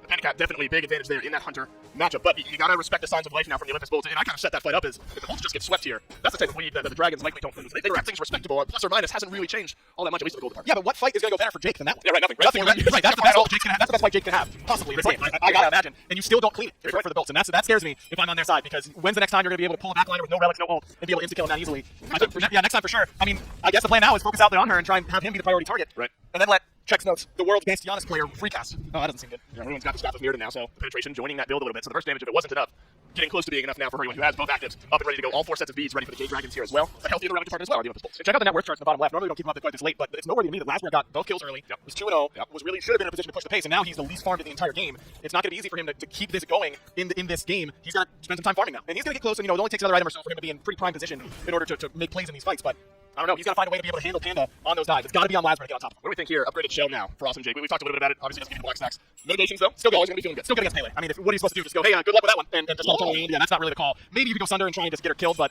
I think I like the upgraded shell in this moment. Now Awesome Jake have to try to compound that advantage, but the Jade Dragons playing aggressively. Rightfully so. They've got a lead in this game that the Olympus Bolts have to fight back into. Venenu's been looking good on this ride, and all things considered. 2, 2, and 3 has the Soul Reaver on the back end of the Soul Gem. So if not respected, that's a route back into this game for the Olympus Bolts. Jade Dragons uninterested in the FG at the moment as the tier 1 tower in mid has taken a decent bit of damage here. Polar Bear Mike walking on in, grabs the stun onto Haddix, immediately followed up by a pillar. Hey! 3-man chain for Awesome Jake. 2 sets of beads now down for the Jade Dragons. Yeah, but now he's left in no man's land and in trouble. And he's getting some of those chains out, but he's taking way too much damage in return. It's a leap away from Final K, and that tells me it was tier 1 and done for a minute for the Dragons. Hurwin charging it up. It doesn't land this time. No, right on through as Hurwin will have to walk right back on towards the right. You got to be careful here if you're overstaying on this Giannis. And maybe you've done your job if you're Awesome Jake. You exchange Blink, you get 2 sets of beads, but it's Final K and Sam for Soccer. You like it onto Sam. Final K on this Gilgamesh. Maybe not as great as getting him off before you win the Panic Cap, but still a win. Yeah, still a win. I mean, the Bolts, that's what the Ares has to do in this position. He has Relic Dagger, so Blink's up in 55. Ultimate should be on roughly that same timer. You've got a pretty big window where the enemy purification beads are going to be down. If you're looking at the other side, can they actually capitalize on it? Because the Dragons have done a pretty good job of taking foot off the gas whenever they don't have these relics. We saw it, maybe not for Hurwin, but after that big fight, Panda didn't have relics. Dragons hit the brakes, slowed it down, waited until he had him, and then as soon as he had him, they grouped up and tried to push down that tier 1 in mid. Certainly not exactly what they wanted, just getting the tier 1, but you see how willing they are to play around those timers. I anticipate for the next 79 seconds, Dragons are on chill. Been an interesting ebb and flow out of the mid lane as well, where Hurwin felt in control earlier on in this game. Now Vanani finds himself half a level ahead. And so earlier, just before that big fight broke out, I wondered how pivotal his Raijin might be as the game goes on. I think very is a pretty easy answer. But the fact that Vanani's been able to keep some pace here with Hurwin, important Awesome Jake blinks on through. He's found Final K and Sam for Soccer, the 2 targets without beads, but now he's left alone. A drop kick puts Jake back in the back line with the rest of the Jade Dragons. The collapse is in, and Haddix now alone in here as well, but the Jade Dragons diving forward. They've got some damage onto Jake through space and time from Hurwin, who takes the portal, and he has to Aegis and turn tail back to safety. Final Game follows up. Barracuda has found the opening kill for the Bolts. But Sam ended up going right into traffic. Now Panda, still no beads, but gonna have to jump away. Well, look at the jumps back in. Now Haddix taking massive damage from the Jade Dragons. The pillars have been aggressive from Pandacat, forcing these jumps defensively from the Olympus Bolts. That 1-2 leap from Final K and PBM is kind of terrifying, isn't it? You get a Fafnir followed up by a Gilgamesh immediately in your face, but the Olympus Bolts able to keep things even. They lose Jake, but the Dragons lose Sam. Gold Fury down to about half, and the Dragons probably not super invested in grabbing this at the cost of a potential team fight because Hurry's in a similar position. No relics, no ultimate. Definitely the right call to play this one slow. We're going to have to watch out for a steal here from the Jade Dragons. We've seen a hammer steal away a Fury once or twice, though not often you get to see it done. Gold Fury gets reset. Both teams step back, take a deep breath. The gold lead doesn't shift all that wide one way or another here. Aggro still hovering right around 4 or 5K in the lead for the Jade Dragons. XP starting to matter a little bit less. We're starting to reach that level 19, level 20 mark. Everyone from the Bolt at worst one level, I guess after everyone else is level 20 here in this game, so XP not really mattering here in this one. It's all about the gold. No, not too much, but that was a good engage by Jake. You know, I've been pretty critical of the Ares pick overall, but he does the job twice in a row, got 2 pulls, but the rest of the Bolts just not close enough in order to follow up, and that's really what matters at the end of the day. It's not who you pull, but who you get killed off the pull, and certainly that did not happen in that team fight whatsoever. But I don't know if Mike Sunder missed or if that was with Sunder, but it's taking them too long to kill Jake. Now, it's going to get better, not worse from this position of the Dragons, because Hurry does not have a whole lot of pen quite yet, still just 10%. He's working towards an Obsidian Shard. He's going to start doing no damage to Jake, and like I said earlier, these 3 space times aren't landing quite yet. It's just a matter of when. It's going to happen that he hits a big one. So the Bolts, every time they escape, I feel like it's just ticking one. You know, it's a doomsday clock of the through space and time, and we're getting closer and closer to 0 hour. You're hoping the Olympus Bolts are hanging out around 11 p.m. and not 11:59 and 59 seconds here. This FG is going to be a big difference maker. Gold Fury over on the other side. Now the Bolts, of course, would love to grab that one. Catch up a little bit in the builds here, but definitely nothing worth dying over.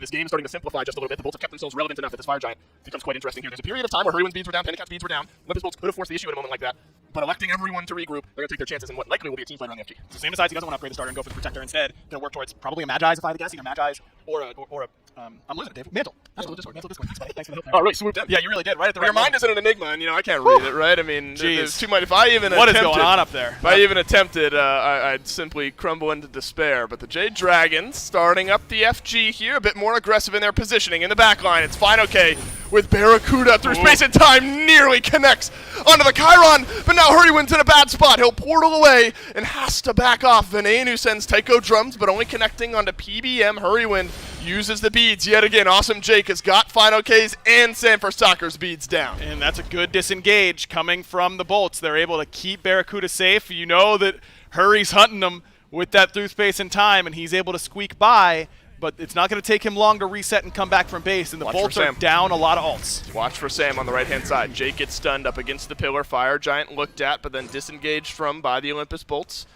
Only Barracuda has his ultimate now. Has beads. Venenu has both. But Pandacat also has both actives now in this game. So for the next 2 minutes or so, the Jade Dragons will be in an awkward bead spot where only Pandacat will have his. Awesome Jake will have his blink up in about half that time. And as we've seen the Dragons do, we imagine then for the next 100 or so seconds they'll play defensively around this FG, but could be an opportunity for the Bolts to force the issue. Very well could be. I mean, Jake's been pretty good about getting in on those timers up until this point. Looks like this is still... is that a... Yeah, that is a Jake Ward, so they know this is going on. Yeah, Polar Bear Mike transforms here. No frenzy on this FG. If you're the Bolts, maybe you just back away. You wait for PBM to de-transform here in this fight. The Olympus Bolts start to work forward. PBM has found Haddix. Burning away is a little bit of damage. Haddix eats the stun. Some shielding is through thanks to the shell. Final K in on the follow-up. The ultimate is down. That time. Through space and time connects over onto Haddix. Final K's found the first. And it's Venenu who's eating the damage. And Sam's going in, baby. He's eating dinner tonight. That's one, and Barracuda's going to fall as well. The Bolts might be falling off Olympus. Awesome Jake pulls a few back in, but it's a double kill for Sanford Soccer. It's Lasbra against the world for 50 seconds, and it looks like the Jade Dragons will take their chances in the mid. They might be trying to go for the end. Now, they don't have a wave, and Lasbra does have ult, but who does he kill? The backline all has relics. Yeah, I don't know. This feels good if you're the Jade Dragons. It's a kick back onto Lasbra. 35 seconds on Barracuda. 25 seconds for Venenu. The health bars middle of the road now for the Jade Dragons. They're Lasbra's going to have to go massive. The Titan turns its eyes. Frenzy gets used here for PBM. Look at the Titan. The health is melting, and the Jade Dragons make no mistake. They'll take the Phase 1 finals. And it does eventually hit midnight for that doomsday clock. Giannis Helt hits onto the backline. Venenu gets one-tapped, and that's it. And that's just all it takes there for the Jade Dragons to be able to pull that one out. Hurrywin makes the difference. He really stepped up this whole set. And Final K creates that space, pulls everyone into the same area. Mike pulls everyone into the same area. And the Jade Dragons able to capitalize. Bolts showed some life there in game number 4. And it's what we expected. It's what we hoped we would see from this Olympus Bolts team. But the way the Dragons played this weekend just kind of felt like they wouldn't be denied. I mean, this team... We know that they've got all the talent in the world. You know, everyone coming into this season, all our pre-player interviews, everything like that, everyone goes, yeah, everyone's fighting for like 2 through 4, but the Dragons should probably be number 1.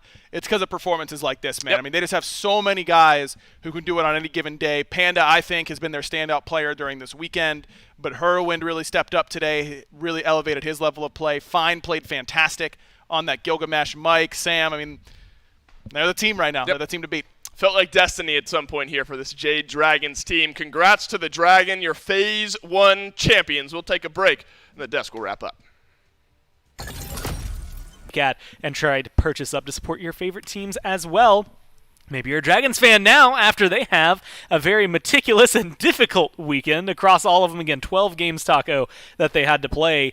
Arguably, their Saturday was a little more lax, but Friday they go through 5. Here they get put through, it's only 4, but a grueling 4 at that. If it had been any other mid laner but Giannis, I think we actually see a Game 5 series between these two teams. But letting Hurrywin get by far one of his best picks for such a critical game, it was just too much for the Bolts to handle. Yeah. And granted, there were definitely some promising moments throughout this game, Gore, where it looked as if the Jade Dragons were actually going to succumb to the Olympus Bolts' lightning powers. But then there was the Panda Cat effect. And as soon as Panda Cat gets the confidence to start jumping into team fights, that's a cause for concern for any team. That was this fight, I think, in really just a tight bow is Panda Cat. That's all you really need to say, because he is the one left standing. They invest so much to kill off Hurrywin, because like you said, he's the most problematic mid laner on this Giannis. And yet it doesn't necessarily matter. Panda Cat still loses his life. They still get the deicide, though, as the Dragons. And that was one of those moments the Bolts maintained right there, but they didn't get a lot more fights like that one. Anytime that it felt like they won, quote-unquote, was anytime that Hurrywin maybe wasn't connecting fully on his damage. And anytime they lost, guess who was really kind of standing at the forefront? It was either Hurrywin with his ult or Panda Cat, who just, let's throw it out there, had maybe the best weekend we saw out of any character, any carry player, maybe out of any player the entire weekend. Panda Cat definitely had an extremely strong showing, and Hurrywin already taking advantage of that set victory debut. And, I mean, props earned. The Hurrywin and the Jade Dragons have definitely earned the right to talk whatever smack they want, and it's all in fair fun, I think, Gore, at this point. I mean, they had a very difficult task. In fact, they didn't even come into this as the top-seeded team, let alone, going into the group stages. They took a little bit of a chip on their shoulder. It was not a sure thing for them, but they still managed to do it. In fact, we've got PBM standing by, ready for an interview. And Mike, I'm sure you're just ecstatic you guys finally winning. Yeah, it feels good. Always nice to win, obviously. Now, with this kind of coming through, again, you go into group stages. The Leviathans had taken first place overall in kind of that initial portion of Phase 1. You come into this, you still have to play through Friday. I mean, were there some struggles, I guess, maybe mentally preparing for this weekend, or did you guys think that, yes, you can do it, it just had to get there to the finals? No, I don't think so. To be honest, I think a lot of this split has been, I'd say myself and Sam just not being on the same page and kind of not playing our best. I think I especially had a pretty rough performance by how I want to perform. So I thought having that many games consecutively was really good for us, get us on the same page. And I love prepping for best of fives. I think it's a lot more fun. So I just felt like we were right back in our element this week. Well, you guys looked a lot like in your element. Yesterday was very clean. Today, again, a couple of struggles. It felt like the Bolts kind of kept you guys on your toes. In that last game, though, you can see a lot of the effort building around where Hurrywin's ult is. Panda Cat pops off. You guys just kind of get to lead your carries to victory, lead them to water, if you will. And it feels like a lot of, maybe some pressure was alleviated during some of those fights. How did that last game feel? What were the emotions, I guess, throughout the range of it? The last game was a little interesting. Originally, our game plan was to let Sam kind of dictate the pace of the early, and I think we had a couple miscommunications on target selection or where we wanted to be, and he ended up getting pretty far behind, so we kind of had to shift gears, and I think Hurry kind of took over in that moment. And honestly, that's one of the biggest strengths of him as a player and why we were attracted to picking him up in the offseason, is that he's really good at just communicating things around the map and taking control of things, and I think he was huge that game for sure. Well, there's a whole rest of the year for you guys to continue to improve, but as of right now, you are the strongest team in the SBL, so congratulations again on your win, man, and thanks for your time. Thanks, appreciate it. I mean, Taco, just good. They just played good Smite. Everybody really came up and stepped up this weekend that we got to see, but I think that you get to see the Dragons and the way they formulate, the way they adapted, it worked out for them best this weekend. If there were ever any doubts about whether or not this team was still sitting at the top of those team or overall standings, I think that this playoffs weekend should certainly answer a lot of those questions raised, because the Dragons definitely looked pretty controlling, even through this Bolt set. Like I said, we saw moments for sure where it looked as though the Bolts might have a chance to get the better end of the Dragons, but Hurrywind and Panicat and everybody else from the Jade Dragons kind of just prevails, and I really like the fact that Mike just touched on the map awareness, it seems, and the communication that this team clearly has with each other. And the thing is, and I think this bracket kind of showcases it really well, and this is not to take away from the Dragons' victory, but I feel like right now every team is a lot closer than anybody would really have given credit for coming into this year. It got incredibly competitive way quicker than a lot of teams were accounting for and a lot of viewers, at least myself, was accounting for. And so to see the Dragons climb up on top, it is not necessarily a huge surprise, but the way they got there is surprising. Definitely some more interesting games that are going to be coming up. Make sure you stay tuned in even on Twitter at SMITE Pro for information about Phase 2 when all of that stuff comes out and when it's going to happen. But if you are just yearning for some more SMITE competitive after today, I've got good news for you. Next Friday, the SMITE Challenger Circuit playoffs are going to be starting. We've got NA teams, we've got EU teams, we're throwing them all together. I think there's some open circuit teams in there as well. They're going to be fighting each other for a really big prize that comes through for them, so I'm sure they're excited. You should be excited. Tune in. That's going to be starting at 11 a.m. this upcoming Friday. But for now, from myself, from Taco, from everybody back in production and all the other casters, thank you so much for watching, and we'll see you next time.